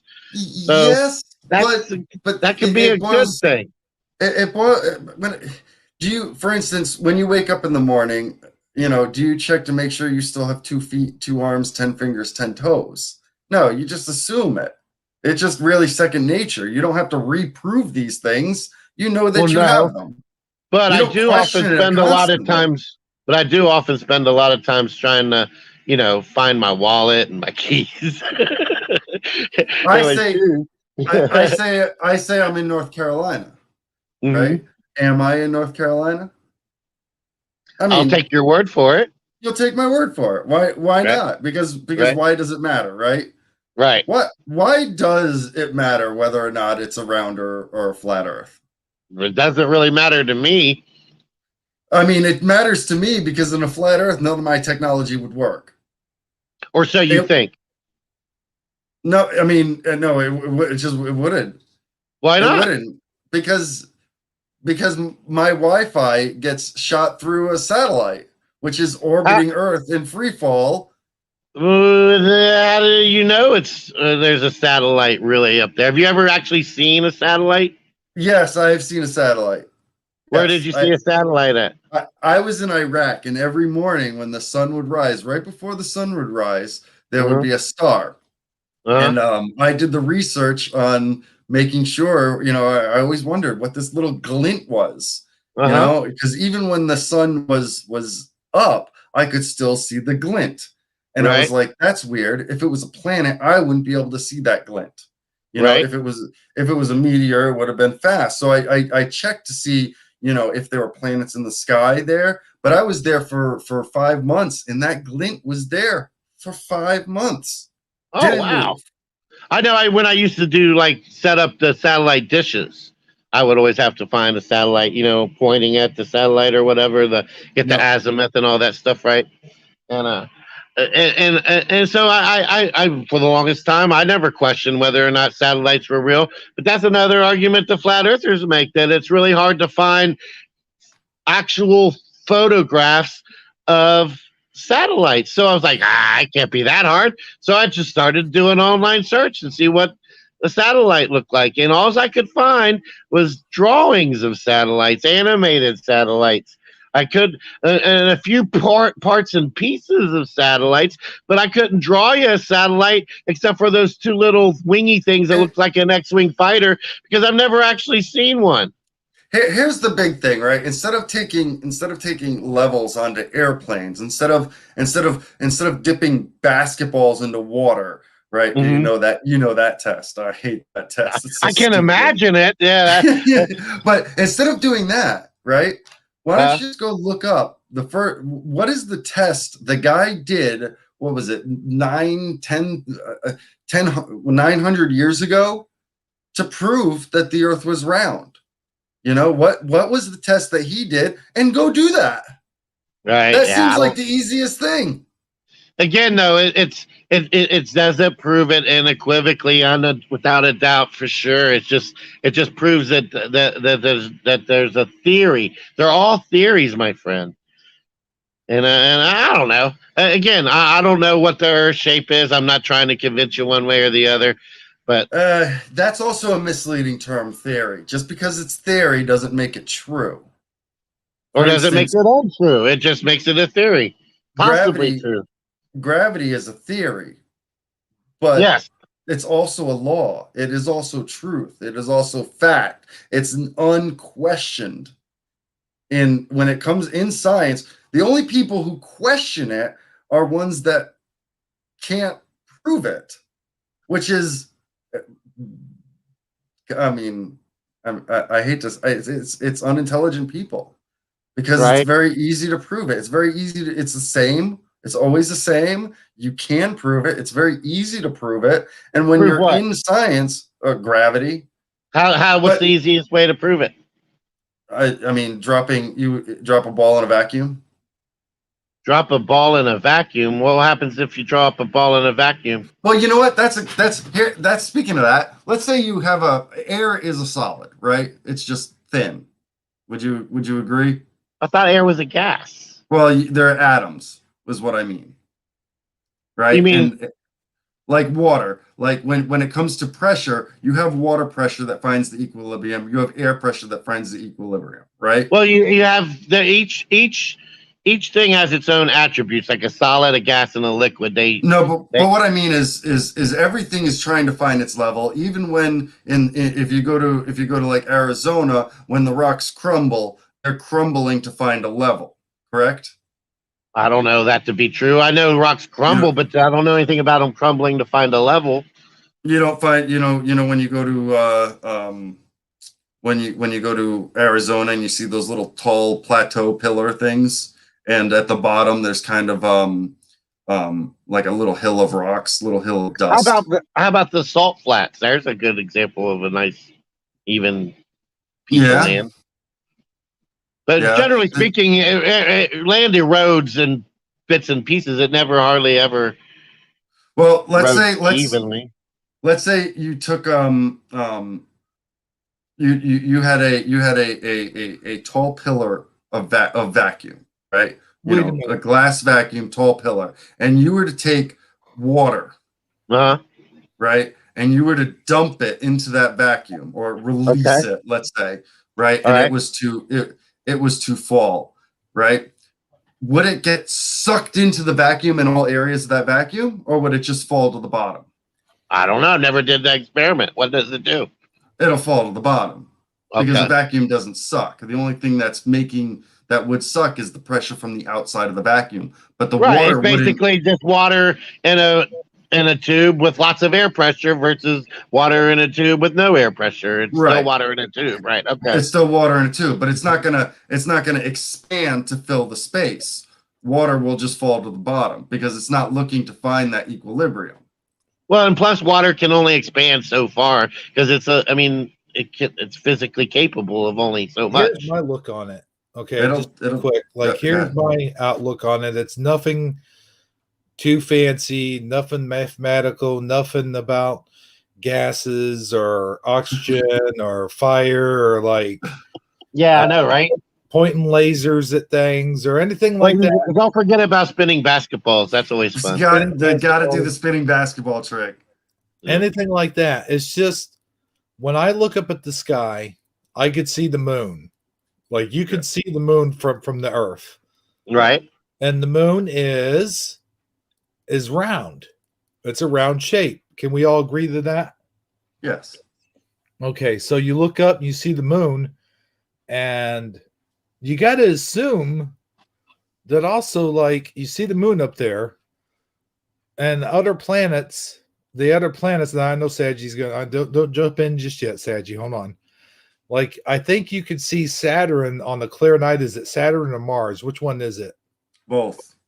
Okay, like on a really clear night, So you see, if you have a power scope, like, you can see those planets, and they're round.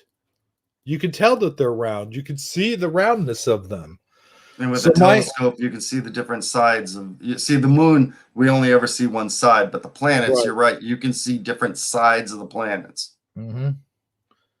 So my question then is this: if those are all round, then why would Earth be an exception to the rule? Like, why would God make all of these other planets? And I know I'm throwing God in there, and I'm not being scientific. I know, but just plain devil's advocate here, or God's advocate, whatever, however you want to put it. Why would He make all those other planets round and make Earth flat, or even egg-shaped?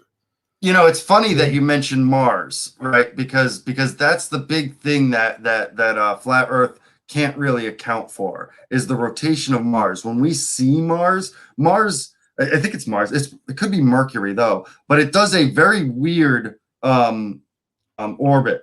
When we see it with our naked eye in the sky, it like comes up, but then it goes back down and goes back up. Like it does this weird kind of up, down, up across the sky. And an elliptical motion around the sun is the only way to prove that movement. Mm-hmm. The other question I have also, and this one's kind of for Sagi. This is what I was going into. I didn't expect to get a whole flat versus round. T-Stad's never been with us for a flat Earth discussion before, though. That's true. Seriously, yeah, I need to go make cigarettes, but I'm having a blast right now. So good. I'm glad you are, and it is an interesting discussion. I'm glad we're having it. But here's the thing: is like, besides the gravitational pull, like the rotation of the Earth, the Earth rotates around the sun. Now, before you say anything, Sagi, I know you're going to say. I'm not in a big hurry. I'm actually. I want to let you keep on going. Just keep on going. Okay, so like, for people to say that the sun rotates around the Earth, to me is just silly because the sun is a big gas ball. It's a big gas ball in the sky that's constantly exploding. How the heck would it move? Like, how the heck would any of that move? You know, but I mean, like, it just seems more logical. Well, I mean, even with the round Earth theory, the sun is traveling through space, and we're following it, or orbiting it while it travels. That's what they tell us is happening anyway. I don't buy into that though, because it's a big, huge ball of gas. Big, huge ball of gases don't normally move, especially when you consider the weight of the sun, like how much it weighs. And then you're given like the fact that it's constantly exploding. And also, like, how would we have different seasons if nothing? Let's just play devil's advocate and say the sun is rotating, whatever. I think the Earth's rotating, but how would you have seasons? How would you have passage of time? Well, how would you have even more? Do you guys know how Neptune was discovered? Neptune? So there's an interesting story how Neptune was discovered. Some guy sat, and we had all the other planets, right? But we didn't have Neptune, and he sat there and he took the gravitational pull of all the planets and put the math into an equation, right? To be able to predict their movements around the sun. However, he found that something was wrong. His predictions weren't measuring up because there was something missing, right? And he actually pointed. He was able to do the equations to see what gravitation was actually missing from his equations. He went to a scientist, or not a scientist. He went to astrophysics. I don't know, whoever looks at telescopes, whatever those guys are, right? And says, hey, on this night, a what? Astronomer? Astronomer, yes. He went to an astronomer and he said, hey, according to my calculations, on this night, if you look in the sky right there, you should be able to see a planet.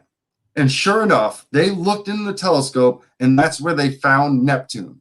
Math based on gravity is what discovered Neptune. Well, there you go. Be up right now, like. Sorry, I was getting that ready. Go ahead. And it was actually, now that I'm taking a look, it was they when they went looking for it based on the calculation. Sorry, I'm reading they were only 1 degree off from the calculation from where it was. Oh, so man. I mean, that's pretty dang close for plotting this, on a piece of paper and being able to discover a planet based off of it. But not having any technology like we do now. Right, but you also, the big thing is to even have discovered it, there has to be gravity for every single planet, including the Earth, and we all got to pull on each other. It's the only way for it to have worked, to be able to have discovered Neptune that way. So if there's gravity, then there's, and we're talking about the rotations, we're spherical. The discovery of Neptune does it. Yeah, I mean. Well, there you have it. I mean, Neptune does it. I'm a Glober now. There you go. Look it up. It's a very interesting story. It's like black holes. You know how that old saying goes, he's so fat he has his own gravitational pull. So, Right. Well, well, I forget what I was going to say now, but that threw you off, did it? Yeah. Yeah. All right. I could talk about that. I'll be honest. I could talk about it forever because I'm a big space guy. I like space. I like. I like space too. I'm not 100% sure it's real, but I still like it. I'm not 100% sure it's real. Like I said, the big ones are the rotation of Mars, the discovery of Neptune, how we discover exoplanets. I mean, these are all.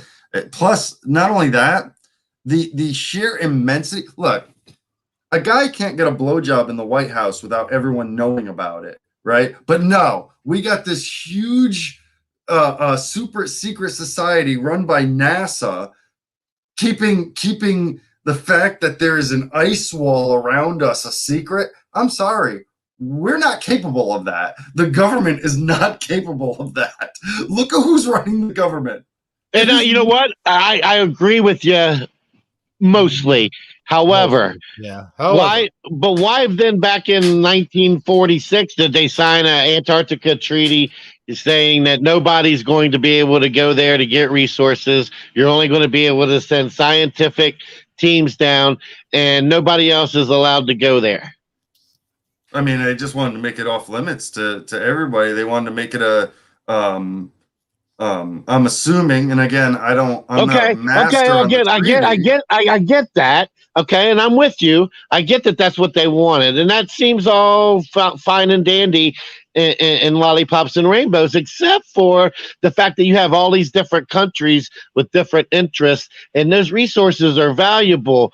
Why wouldn't somebody have by now said, you know what, forget the treaty. We're going to go down there and get some oil or some diamonds or some plutonium or some, whatever it is they want from down there, and we're going to, and who's trying to stop us? I mean, Russia, China, Japan. I mean, all those countries could have contested It's not it. viable. That's not a viable option at this point. Maybe one day, Uh-huh. digging through miles of ice might be a worthwhile endeavor to start mining. But you must admit that it does raise suspicion. The fact that it is it's such a off limits place that is so that there's a lot of mystery there, and I bet you whatever the answer is, round, flat, hollow, aliens, whatever, the answer is in Antarctica.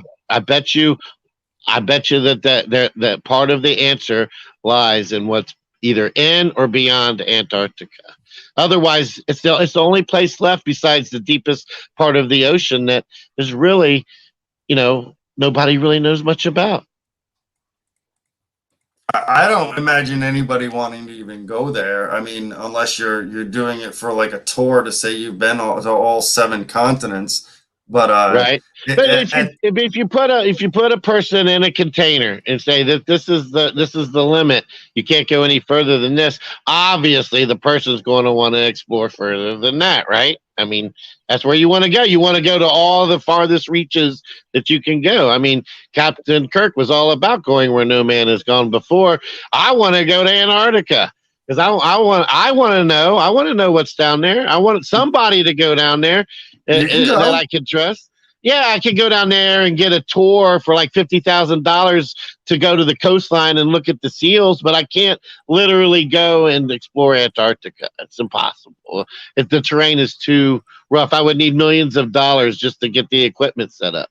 Well, true. But like I said, somebody did that. Somebody actually did it, and they live streamed the entire event. They live streamed them crossing Antarctica. This just happened last year.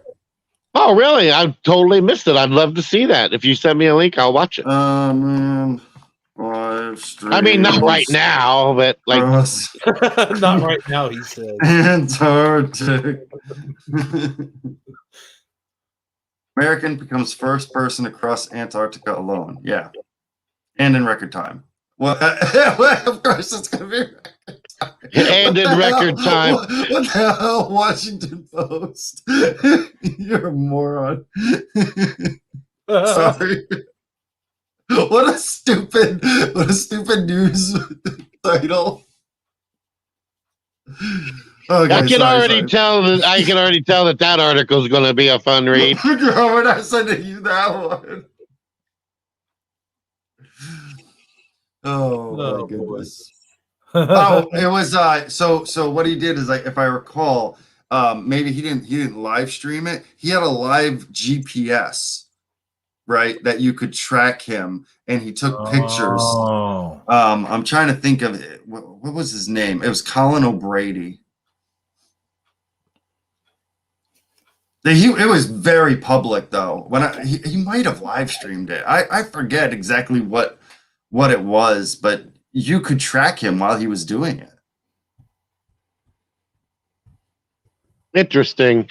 Well, you know what? Let's move on to other things. Did you have other things you want to? Speaking of funny business, is like it's about that time that we showed a little bit of funny business of our own. I need 5 minutes. All right, go ahead. Wait, Keith's dad said he needs 5 minutes. Yeah. Let me mute up for 5 minutes, and I'll be right back. All right. But speaking of funny business, we used to have this one club downtown called Cuckoo's, and they used to, on Wednesday night, have this thing that was called Funny Business. And that was amateur mic night for comedians who were obviously amateurs, hence the name, would go there, and you would go there. You'd pay like a small fee to get in, and then that they would have comedians. And then when South Park was brand new And what I mean by brand new is the only way you could get it by watching it on the computer. And like when the internet was fairly new, they would have showings of South Park every Wednesday night on their funny business platform. And I don't know. I just think that's an interesting thing to bring up because, you know, who today in these days and times thinks about like the days when not everyone had internet, not everyone could view South Park. You know, it's kind of crazy to think that you had to pay to go into a nightclub just to watch South Park. You know. Okay, I know Keith's dad's busy, but come on. Well, I'm sorry, I'm here. I was reading comments and I couldn't get to the mute button fast enough. I roll my own too, Milo Fire. I roll my own cigarettes. Hmm?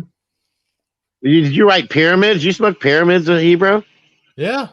Oh, wow. Yeah. Pyramids. I'll tell you what's funny though is I used to smoke a brand called Quality Smokes. That was the name of them. I'm not even lying. Yeah, but did they have what was in front of the word quality? Was it high or low? Probably low considering back in those days they were only like $1 a pack. Yeah, it does sound like low quality smokes. Yeah. But they were quality smokes nonetheless, just low quality. Wait, who said they roll their own? Huh? Yeah, I do.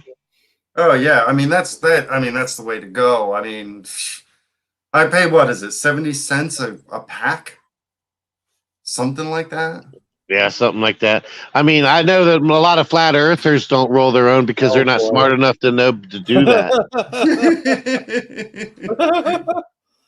Oh boy, yeah. Well, here's the thing, guys. Like, they used to have these cigarettes. You guys, I don't know if you've heard them in my area, but they were called Grand Prix cigarettes. And when I was young and dumb and full of you know what, I would go up because like I was not a huge race car fan. Like I was not a NASCAR. I wasn't into NASCAR or anything like that. And I didn't know anything about the Grand Prix or anything like that. And the way it's spelt is Grand Prix, you know, Prix, you know. So I would always go up to him and I was calling these cigarettes for a good couple of years or so. I go up and go, yeah, can I get a pack of Grand Prix? Grand Prix 100, please. Oh my goodness. Yeah, yeah. Well, I mean, I used to buy like Palm Malls, and I think I used to pronounce that different too, because isn't it Paul Pall? I don't Pamels? Paul Malls. Yeah. But Milo Fire, yeah, you should totally roll your own. I mean, considering we're up to, I mean, depending on where you are in Massachusetts, I think they're like $12 a pack or something stupid. In North Carolina, they're anywhere from $5 to $8 a pack. But you go and you buy your own, you get the little machine. They sell them cheap. You can get like a $20 roller, just to test it out, and you can get 2 cartons of tobacco, 2.5 cartons of tobacco for like $11, and then you buy the filters, which are like $3 a carton. So it literally boils down to something like 70 cents a pack, if that. It's crazy. I don't have to budget for cigarettes anymore. That's how cheap they are.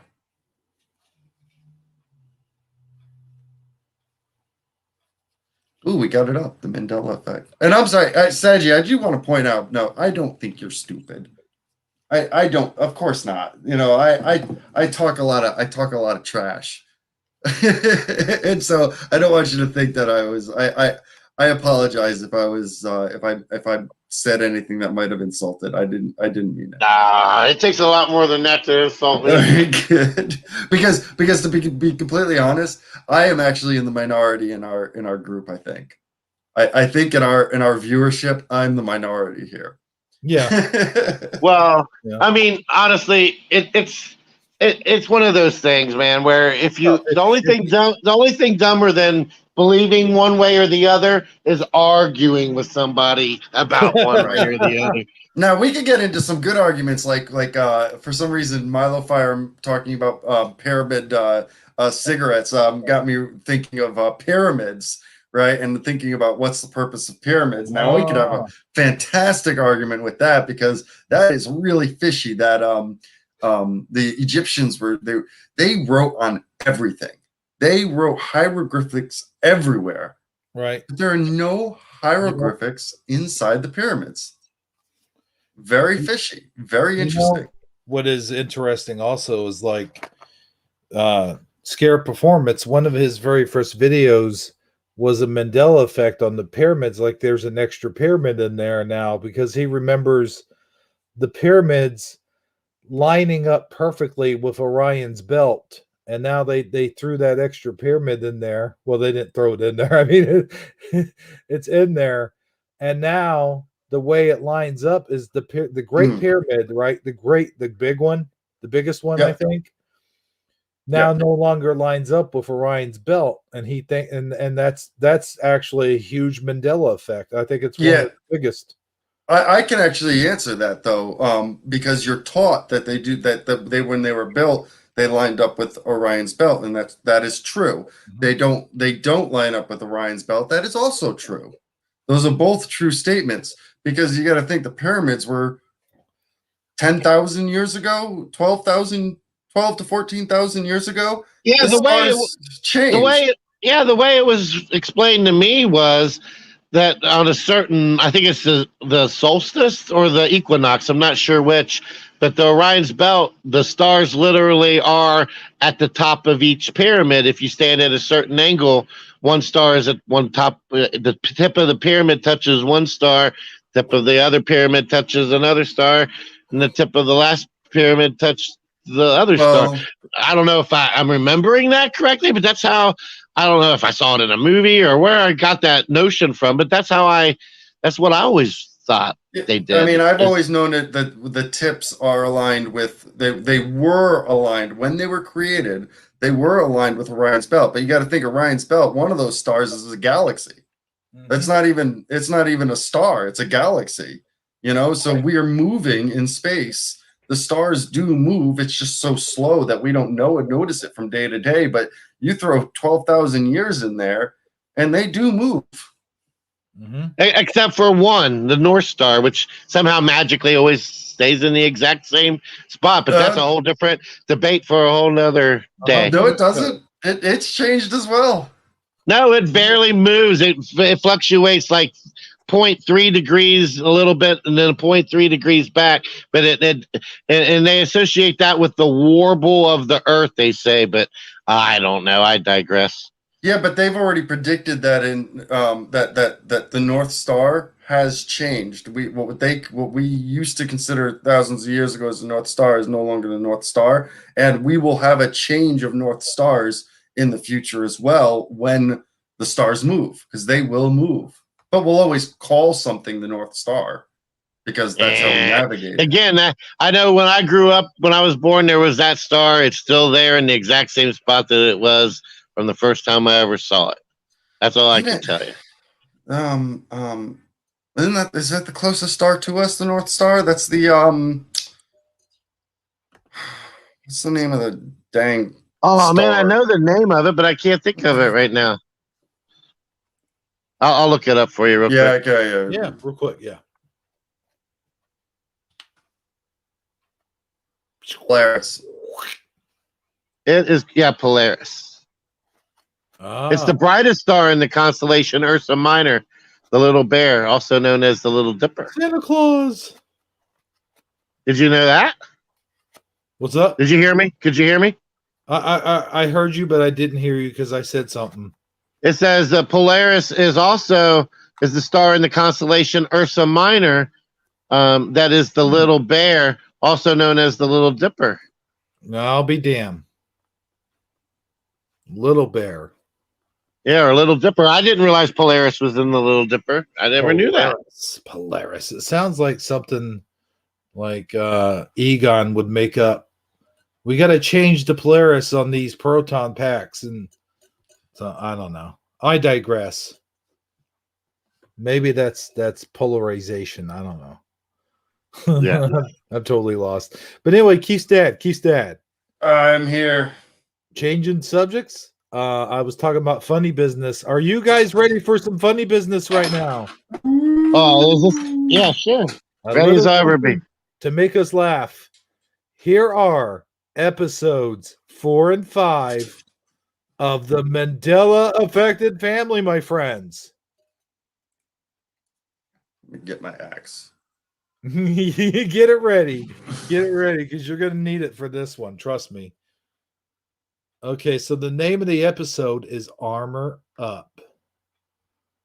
Ha! Yeah. I'm not going to tell you why it's that, but just trust me. All right. You guys ready? Ready. All right. Ready. Make it so. Make it so. All right, here we go.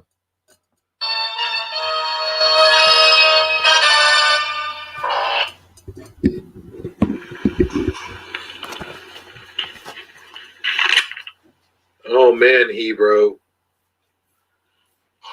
This is quite the journey.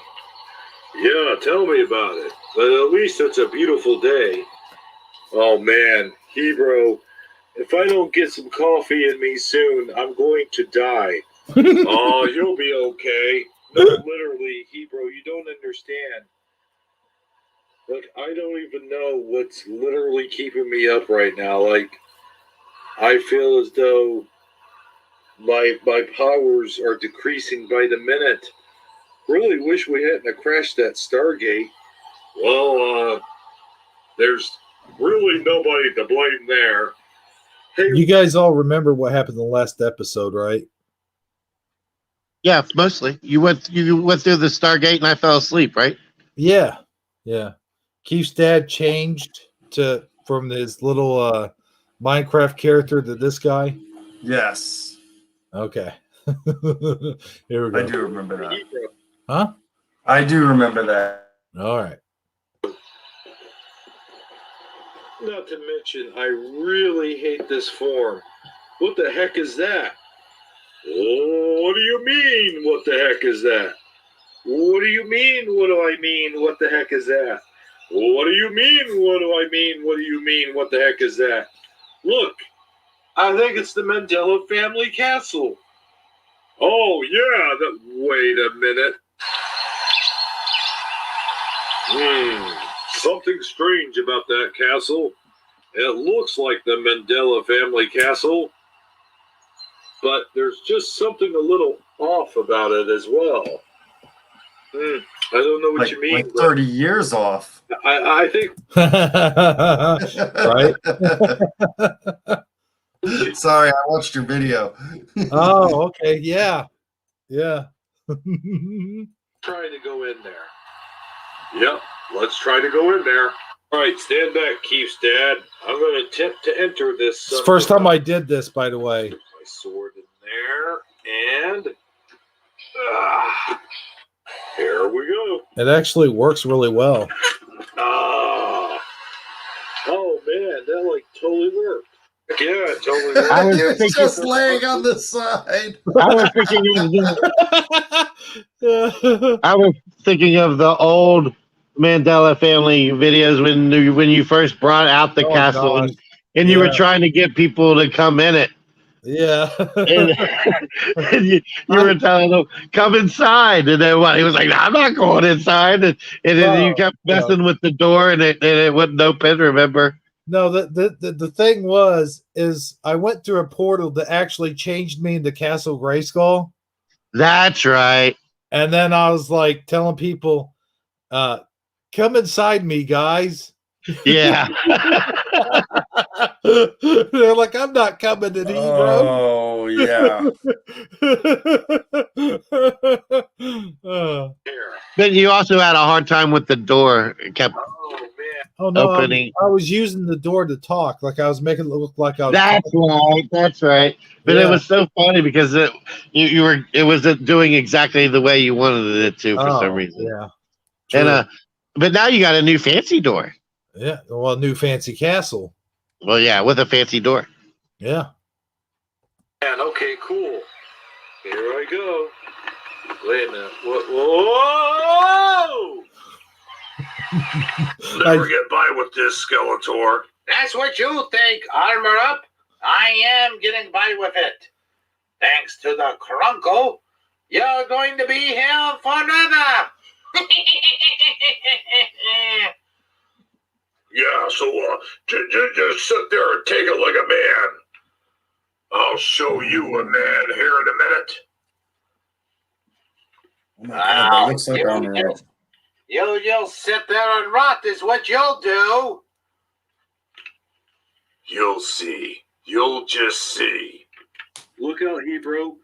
You're going to step on that sticker that's got like weird creatures on it. Hebrew, you're fighting me, man. Oh, yeah. Sorry about that. You like to fight the Crunkle again. You know what? Screw it. You're going to fight the Crunkle. Again, Armor Up. Whoa! I love being evil. What's Armor Up? Well, it's a good thing we went through that dimension. Yeah, your head's still facing that way, Hebrew. I don't know who you're talking to. Oh, yeah. Sorry about that. Armor Up, are you okay? Yeah, just untie my hands, will you? Oh, yeah. Let me get my sword in. No way. Wait a minute. This is my job. I'll cut you free there, Armor Up. Thank you, Keef's dad. For now, I am truly free. I call upon the armor of God. Bring on the Crunkle. All right, Armor. Yeah, you want to help me? No, guys, this is my fight. All right, let's do it. Yeah, okay. You're dead now, Crunkle. I got the full armor of.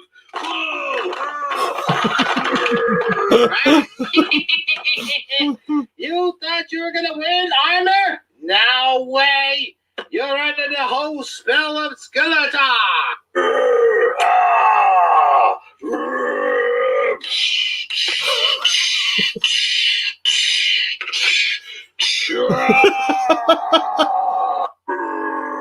Oh, this is funny. Crunkle, I rebuke you in the name of Jesus.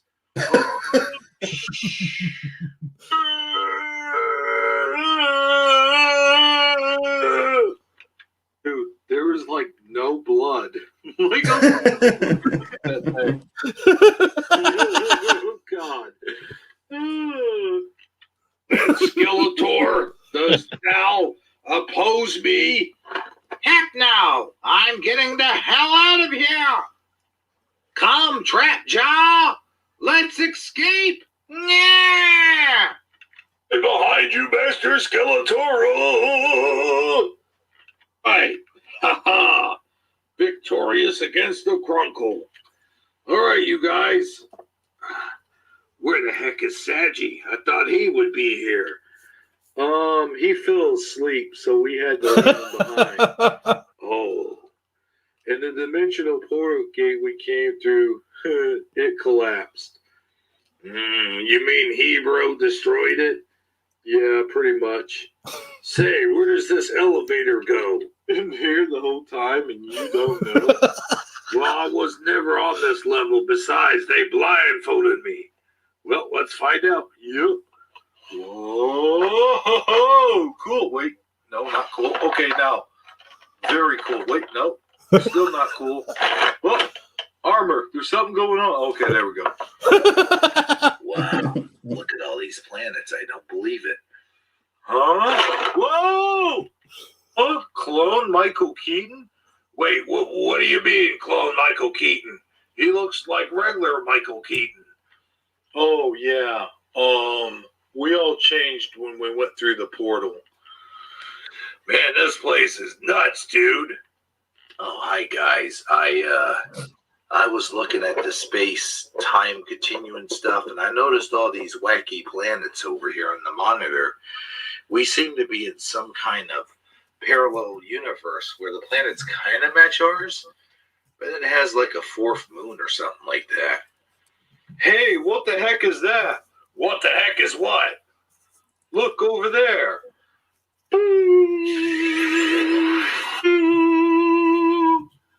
You have done what you had to do to get armor. Now you must return to your own dimension. I shall open up a portal. Huh? Who the heck are you? I am Jennifer Richardson.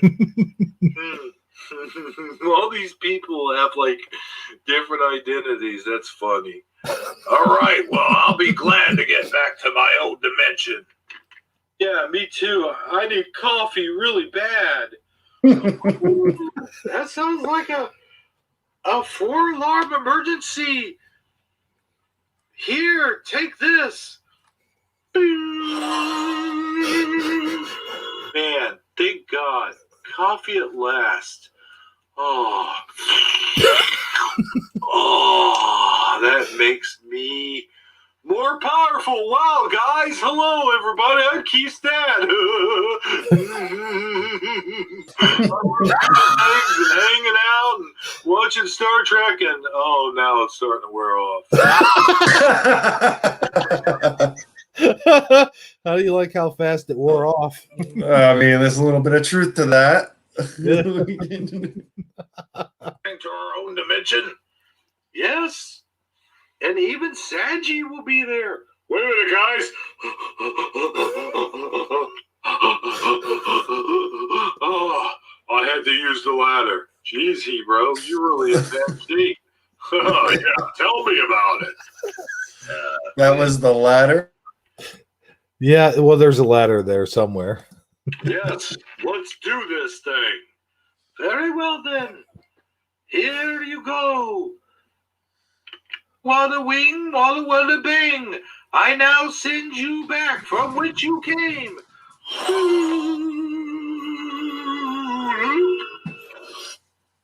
Huh? What the heck? What's going on here? Why is there no noise? I don't get it.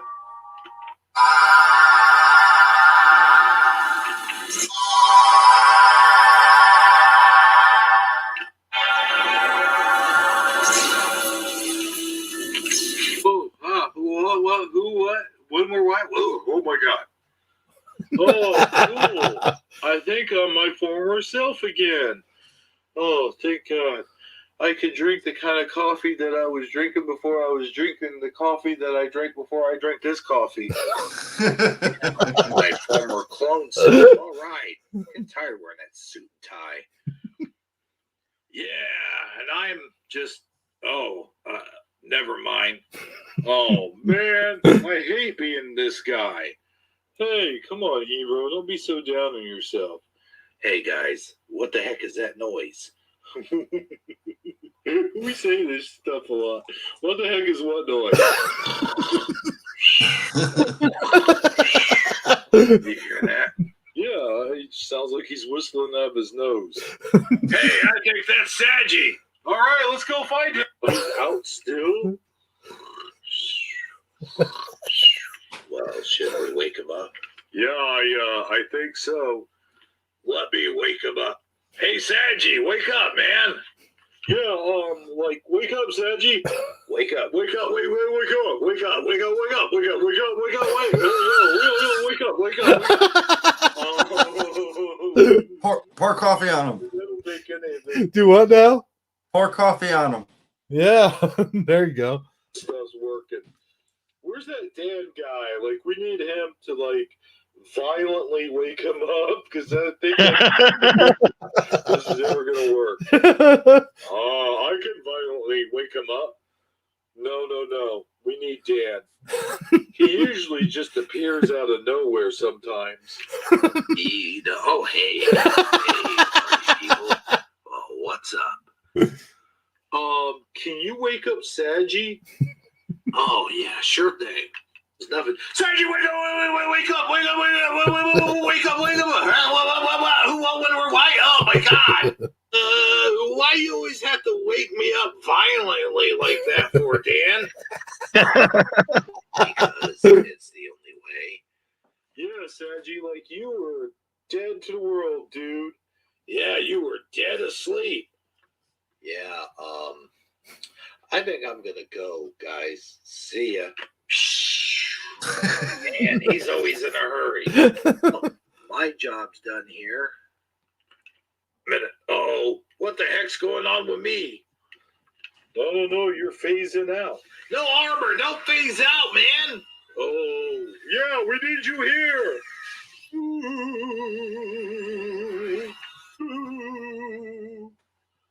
Oh, man. Oh, man. Oh, no, man. Oh man. I gotta get going. I've got stuff to do. Oh, what? I wonder what the heck happened to armor. I don't know. I guess we'll find out in the next episode. Guys, we seriously got to figure out my leg issue. I don't know about you guys, but I'm going to bed. Oh, no, not again. Do-do-do-do. Ah. That's all, folks. All right.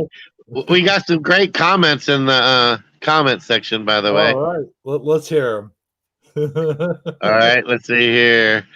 Could have made peace with the Crunkle, says Milo Fire. And all of these are Milo Fire, by the way. Oh. And she wants to know, what is your favorite hot dog? Not a dirty joke, not the dirty water dog joke. But she wants to know, what's your favorite hot dog, Hebro? Favorite hot dog? Yes. I don't know that if I have a favorite hot dog. You're quite fond of the Oscar Mayer wiener, if I'm not mistaken. Well, yeah, I mean, I like the cheese dogs. Oh, yes, you are quite fond of the cheese dogs. Mm-hmm. And then she also did a play on the instead of pour some sugar on me, pour some coffee on me. Yeah, that's what you need, Sagi. Yeah. Yeah, I think in every one of these episodes where you fall asleep, we're going to pour coffee on you. Yeah, and then the last one I'm going to mention here is one lump or two. That's a good Bugs Bunny cartoon. So Keith's dad. That's me. How accurate was I with your coffee thing? I mean, that's pretty good. I actually, that's why I was muted before, because when I unmuted, I'm sure you heard my coffee going. I made another cup. Yeah, because why not? Hebrew National. Ha ha ha ha ha. Ah, yeah. Yes, that's what you should eat. Hebrew National. Hebrew National. That's funny. That's funny. I like that. I'll have to go with that in the next episode. Speaking of next episode, that leads us to episode 2. Was that hot dog joke cheesy enough for you, Hebrew? It sure was. Very cheesy, yes. Oh man, I like Milo Fire. She's got jokes. She's got jokes tonight, folks. Man, looks like she's doing most of the talking. Is that all we have watching right now? Milo Fire. Milo Fire is on fire.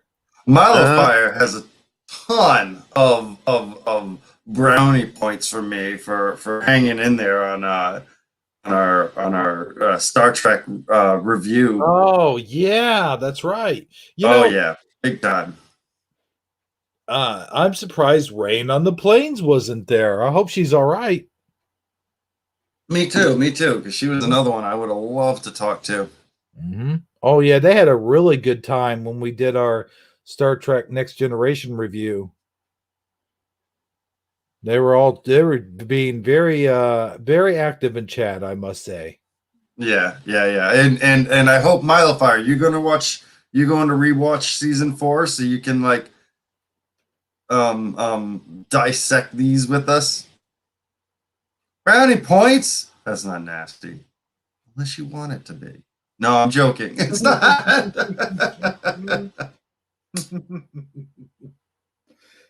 She did give me an idea though for another Mandela affected family. Like I had it before this, like play on words. You know how to play on words are funny. And it's like I could get me like a wiener dog like action figure, you know, and have us all be like, "Wow, that's a really nice wiener, bro."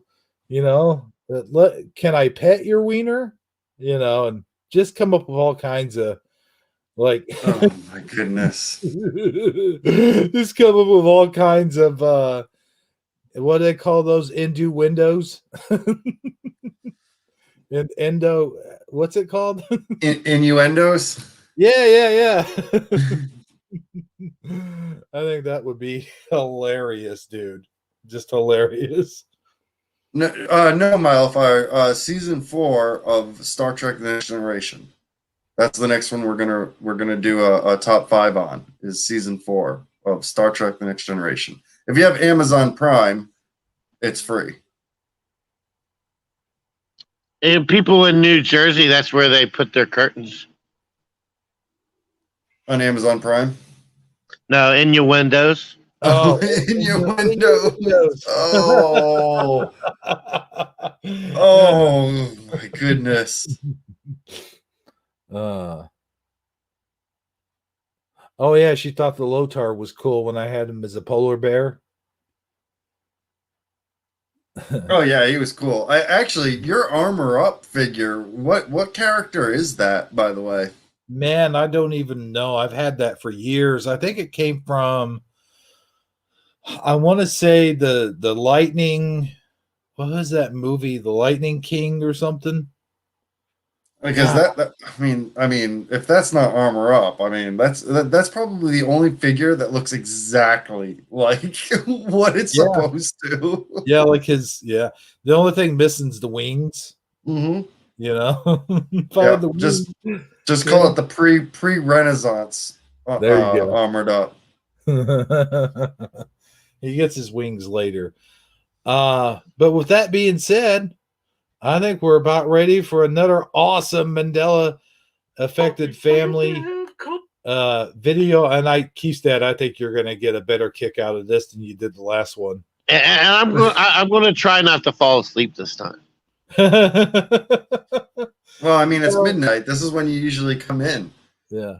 Oh no, I mean in the episode. The episode, yeah. Oh, in the episode. So, well, we'll see about that, Sagi. I'm not going to give away anything, but we'll just see about that. I don't think you do, but I don't remember. It's been a while since I watched this. Like what?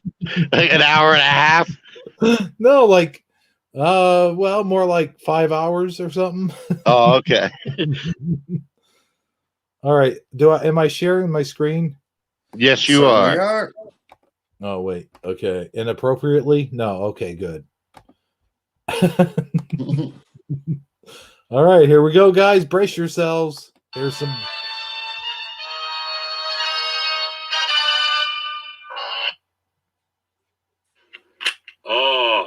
Thanks for letting me sit on an actual piece of furniture, Keith's dad. The way my legs have been giving out here lately, it's been miserable. No problem, Hebrew. I'm just glad I'm just sipping my coffee. I get to have coffee in this episode. Yes. Uh-oh. Guys, I got some horrible news. I'm out of coffee. No. I'll get you some coffee, Keith's dad. Oh, God bless you, Sagi. You are a true gentleman, I tell you. I mean, I'm around, you know. I can do something around here. Oh, man, oh, man, oh, man. What did we do in the days before coffee? What the heck was that? Or what the heck was what? Keith's dad, we got a problem. Oh, no. Well, what the heck's the problem? Your Keurig machine blew up. Oh, that's cool. I have a backup. Oh, okay, cool. It's in the top cabinet on the left side, right next to the Mickey Mouse antique cookie jar. No, okay. Okay. All right, wait, no, let's correct this right now. One, Okay. Sagi, get out. That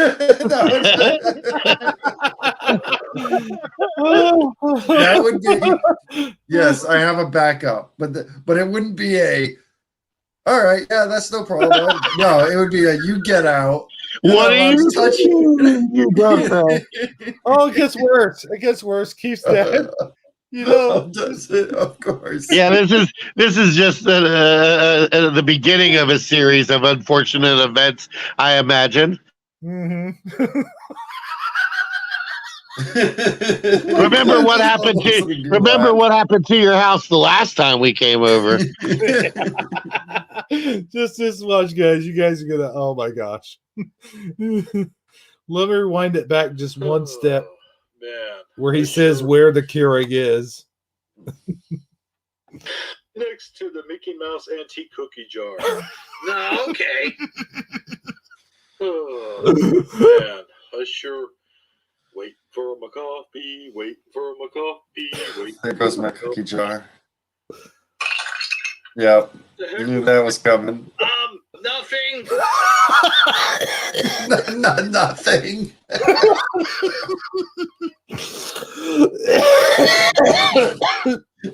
Are you okay? Do we need to save this for another day? Oh man, I'm good. What was that? Oh my goodness. That's my antique Mickey Mouse cookie jar. That's what that was. Keith's dad, we got kind of a problem. What do you mean? Well, your other Keurig blew up too. Oh my god! I mean, hold on. Let me say it like this. Hold on. I can do it better.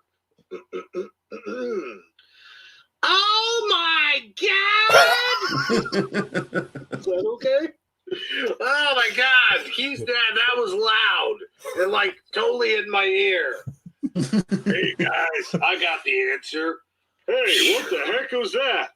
What the heck was we do this every time. Every time. Oh my god, look, it's armor. Oh yay, it's our Guys, I only got a little bit, like just for a little while. Oh, Well, yeah, how the heck did you get here, Armor? I thought you got sucked through another dimension or something. As soon as the second Keurig coffee machine blew up, something happened and opened up a portal to a happened to be my dimension. Well, that worked out just fine. Anyway, I got a suggestion. Why don't we all go to McDonald's? Oh yeah.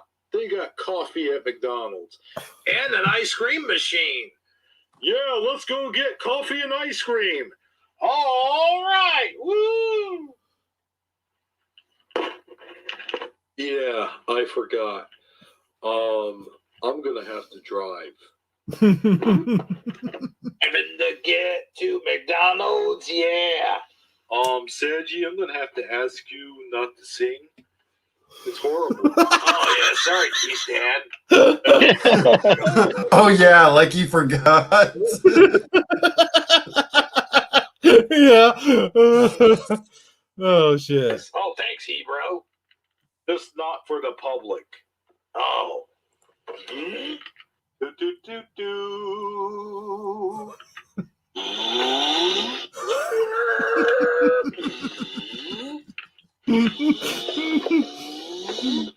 Does everybody know what they want?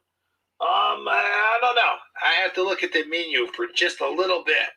Yeah, give me 1 minute. Just 1 minute. I just need 1 minute. Keith's dad, Could you move your head out of the way? I can't see the menu. Guys, it's the same menu. Like, it's been the same menu your whole lives. Just It order really stuff. has. Jeez, Hebro. Kind of pushy today, aren't we? Yeah, Hebro. Yeah, man. I mean, like, give them time to decide what they want. Just for a little bit. Yeah, probably just for a little while. All right, I think I got it now. Welcome to McDonald's. How can I take your order, please? Yeah, we want, let's see here. Okay, I guess I'll go first since I'm the driver. Yeah, I want large coffee with 5 creamers, 2 sugars, and, oh, you know what? Can I get a sausage egg McMuffin, please? Will that be all? Oh, no, we still got a lot more orders to do. Oh, man, that sounds good. I wasn't even thinking about sausage McMuffins. You know what? No, I don't want a sausage McMuffin. Yeah, can I get a large mochaccino McFrappe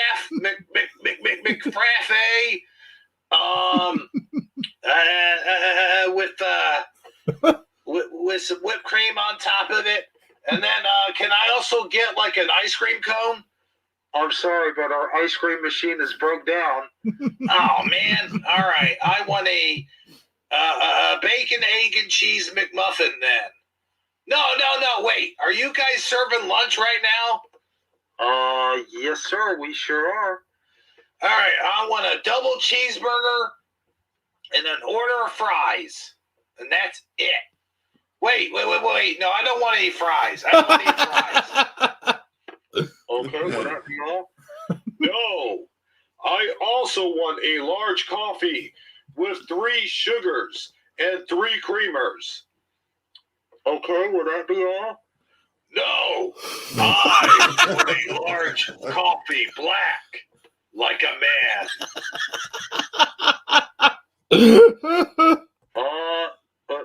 Okay, sir. Please pull around. Your total will be $10 even. Wow, $10. Damn, Pretty that's pretty cheap. good. All that.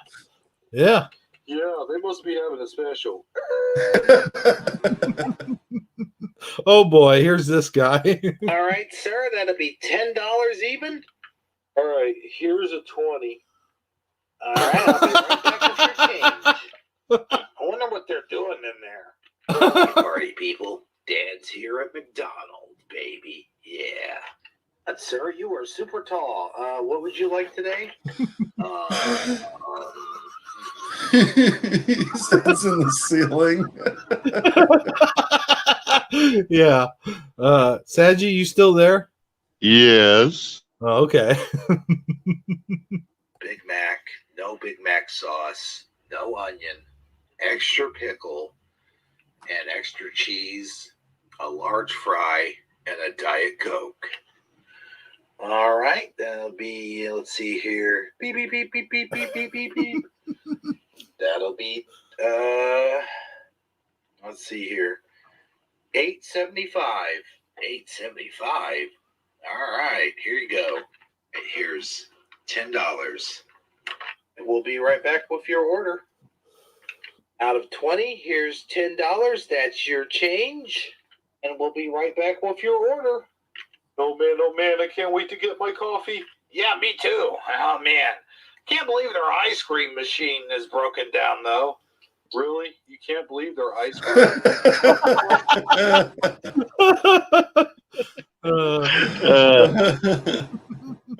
Like, really? Like,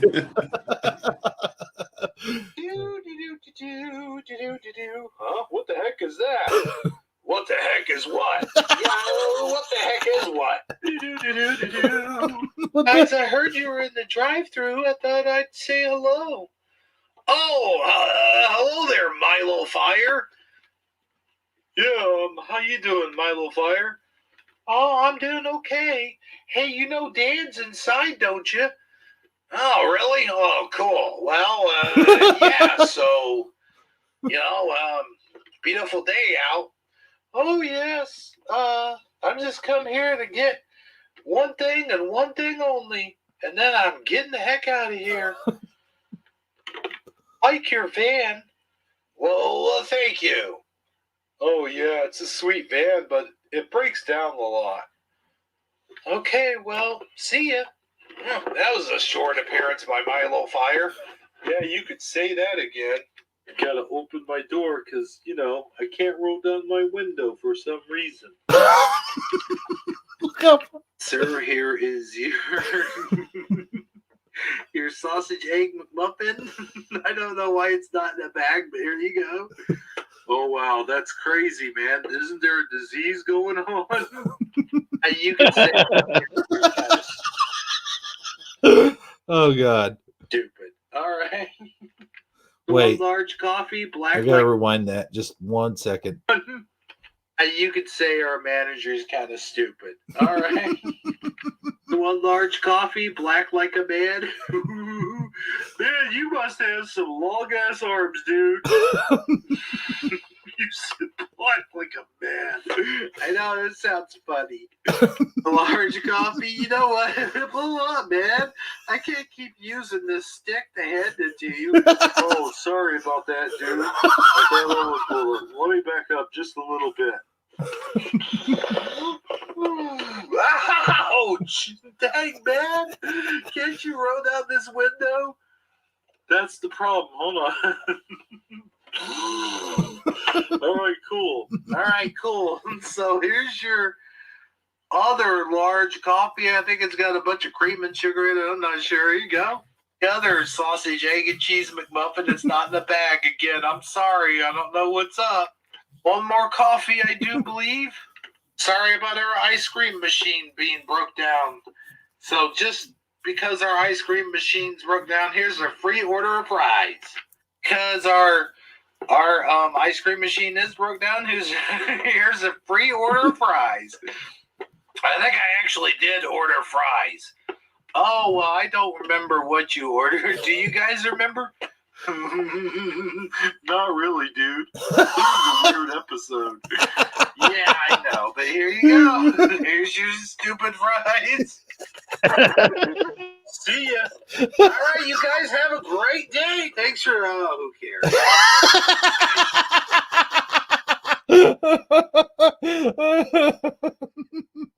Oh, who cares? Whoops. 1 hour later. Boy, I sure like being at Keith's dad's house.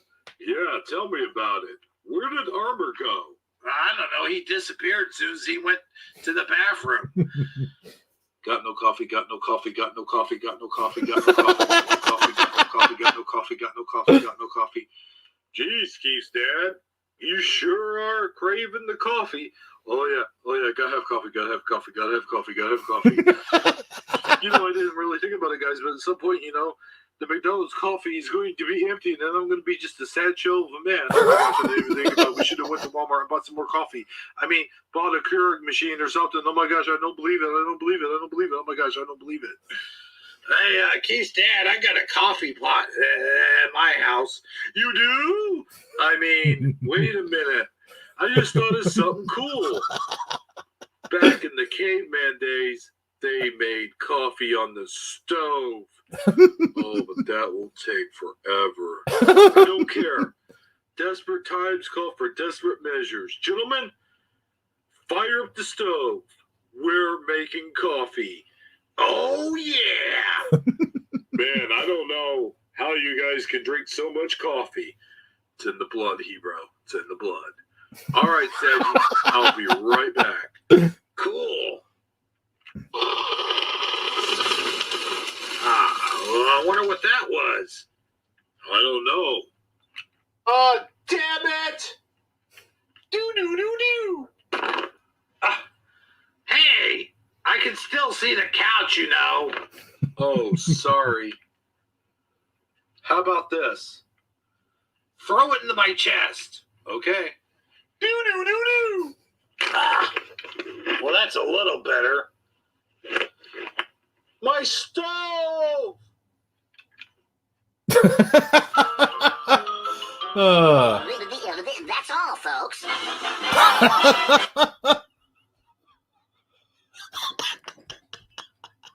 Oh my goodness.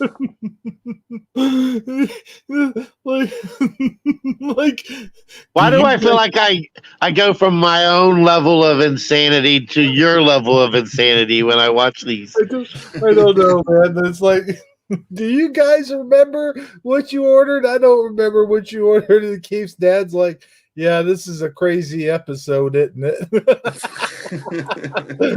Oh man. By the way, I like how like just crazy you are about your coffee, man. I mean, heck, I'm already out of coffee. Oh, I just no. made a cup. Where did it go? Yeah, Milo Fire also really enjoyed her appearance. She said it made her back hurt. She laughed so hard. Oh man, I can imagine. I was laughing so hard I coughed. You heard me. Yeah, Well, yes. I thought we were gonna have to like call the paramedics or something on your cough. I was legit worried. Oh man, no, it's. I don't know about you guys, but it cracked me up a lot. I'm telling you, it did. It's like just the whole thing about him not having a long arm, and then I was like, oh yeah, I'll just pretend like he's using the stick or something. He's like, can you back up a little, get closer? I'll tell you what, I'm getting a little bit more wary of Sagi making me coffee. Yeah, I know, right? Right. You know what the cool inside joke on that is? I say, I can't believe that the ice cream machine is broken. It was my idea in the first place to tell him to make sure the ice cream machine is broken. Yeah, that's right. You're the one that gave me the idea. But that's insider director's commentary. If you weren't here on the show, you would never know that. The ice cream machine is always broken. The other suggestion I gave him, I guess he chose not to use it, was you were going to order breakfast or something, and we went to a reality where they no longer serve breakfast. Yeah, that's what it was. Breakfast wasn't a thing anymore. Yeah, and so you were like, well, you do at least have coffee, right? Oh, going to a reality where coffee's not a thing. You want to see you want to see how fast I'll try to find a way out of that dimension. So Milo Fire says here, she's like, let's see here. What did she say? I don't fancy my cameos any more than I do the whole concept of the show in general.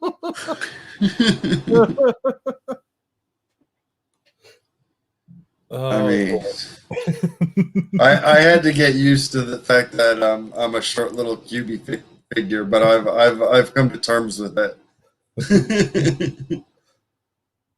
I've what's the word? I've embraced it. Yeah. Well, I mean, that was the only Minecraft. You can't really find too many tall Minecraft figures. I mean, No, you can't. So, which is funny because I think they're all just shy of 2 meters, like in actual like Minecraft measurements. Yeah. You're just shy of 2 meters tall, which is actually pretty tall. Yeah. Well, I'm gonna have to find something like a piece of material or an old flannel or something, cut it and just like use that as a robe for you. A plaid. Yeah. Oh yeah. Because you gotta have the robe. Yeah. A plaid robe. And for Sagi, what do you wear that sticks out? Do you wear anything that sticks out? No, I mean, I wear a hat whenever I go out in public usually. Oh, okay. Yeah. Other than that, no. Okay. But I think Sagi's okay with his character. Yeah, and I'm kind of getting partial to the one you're using now. I think I'm a little partial to that one. Yeah. But I like the other Sagi too, though. So if he was to switch back and forth, it wouldn't upset me. Okay. I was wondering about that because I think at one time you're like, yeah, I like the Sagi and the cool leather jacket better. Yeah, I think I like that Sagi a little bit better, but I think the other one, it's funnier when I'm the other guy. You know what I mean?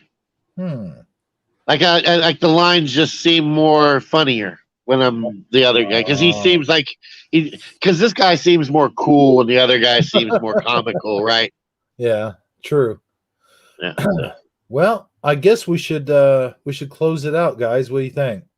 Well, I mean, I was we can do hoping we could at least watch one or two of those links I sent you. Nah. All right, fine. I did all that work for nothing. No, we'll do it. I tell you what, we got all of that stuff. We got a ton of it. We'll recycle it for Taco Tuesday. All right, sounds good to me. But I do want to go back and I want to rewatch. Hold on, I want to see that whole McDonald's thing one more time because I thought that was pretty funny. So let's do that just one more time. That whole thing between Keith's dad and that drive-through guy was just the whole thing to me was just hilarious. So here we go. Just one more time. Wait, am I sharing? Yes. Yep. Okay. Let me back up just a little bit. Wait, I like he's like Easy, man. Isn't there a disease going on? You could say our manager's kind of stupid. All right. One large coffee, black like a man. Man, you must have some long ass arms, dude.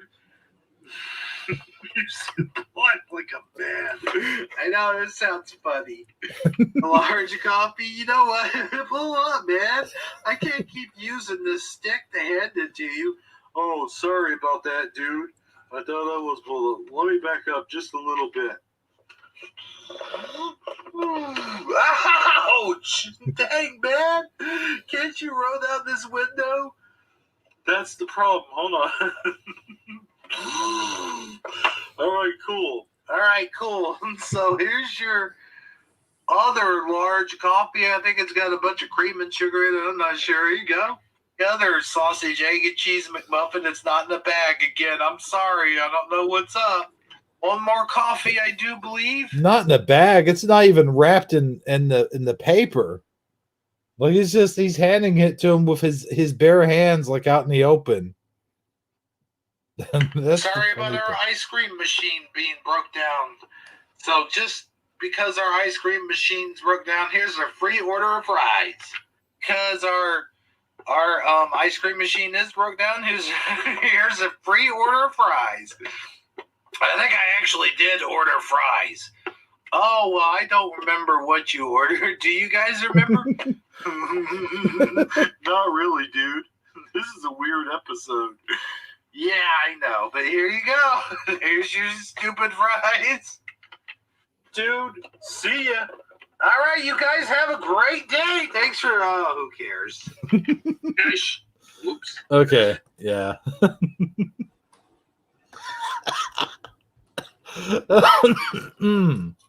Oh man, I don't know why that part just cracks me up so much. Just a little bit, just for a little while. Yeah, for a little while. Yeah. But yeah, guys, final thoughts, anyone? I enjoyed our conversations today. I enjoyed the videos. This was fantastic. Yep, same here. It's nice having our first flat Earth discussion with Keith's dad. If only you knew how many times the subject came up and came and went. Let's say, but it's a hot topic on YouTube, generally speaking, and of course it comes up in chat rooms quite often, and so every once in a while it's fun to revisit it. But I had a good time here with you guys tonight. I enjoyed watching the videos. They were just as good as I imagined they would be. And Want to give a real big shout out to Milo Fire for being our number one contributor in chat this evening. I see Michael Fontaine. Michael Fontaine is still here as well. I guess he just hasn't been chatting as much. And Tobin Schwing stopped in while we were watching the second movie. Yeah. And there's my email in case anybody wants to like drop me an email. Go ahead. All right. And that's really all I got. So. All right, cool. Yeah, so you know the deal. This Saturday, I was thinking about it, but I wanted to check with Keith's dad first. Keith's dad, let me ask you this real quick. Yes. Would you be available on Saturday to do a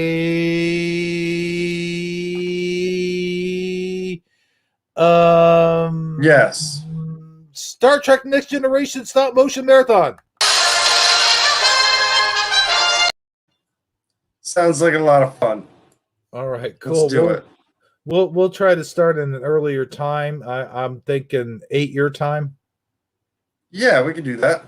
Yeah, you know how because they go on way too long, and in fact, the last one was like we were about to end it all, and then we both got supercharged for some reason. I don't know what the hell happened, but we both got like explosive energy. I don't know how.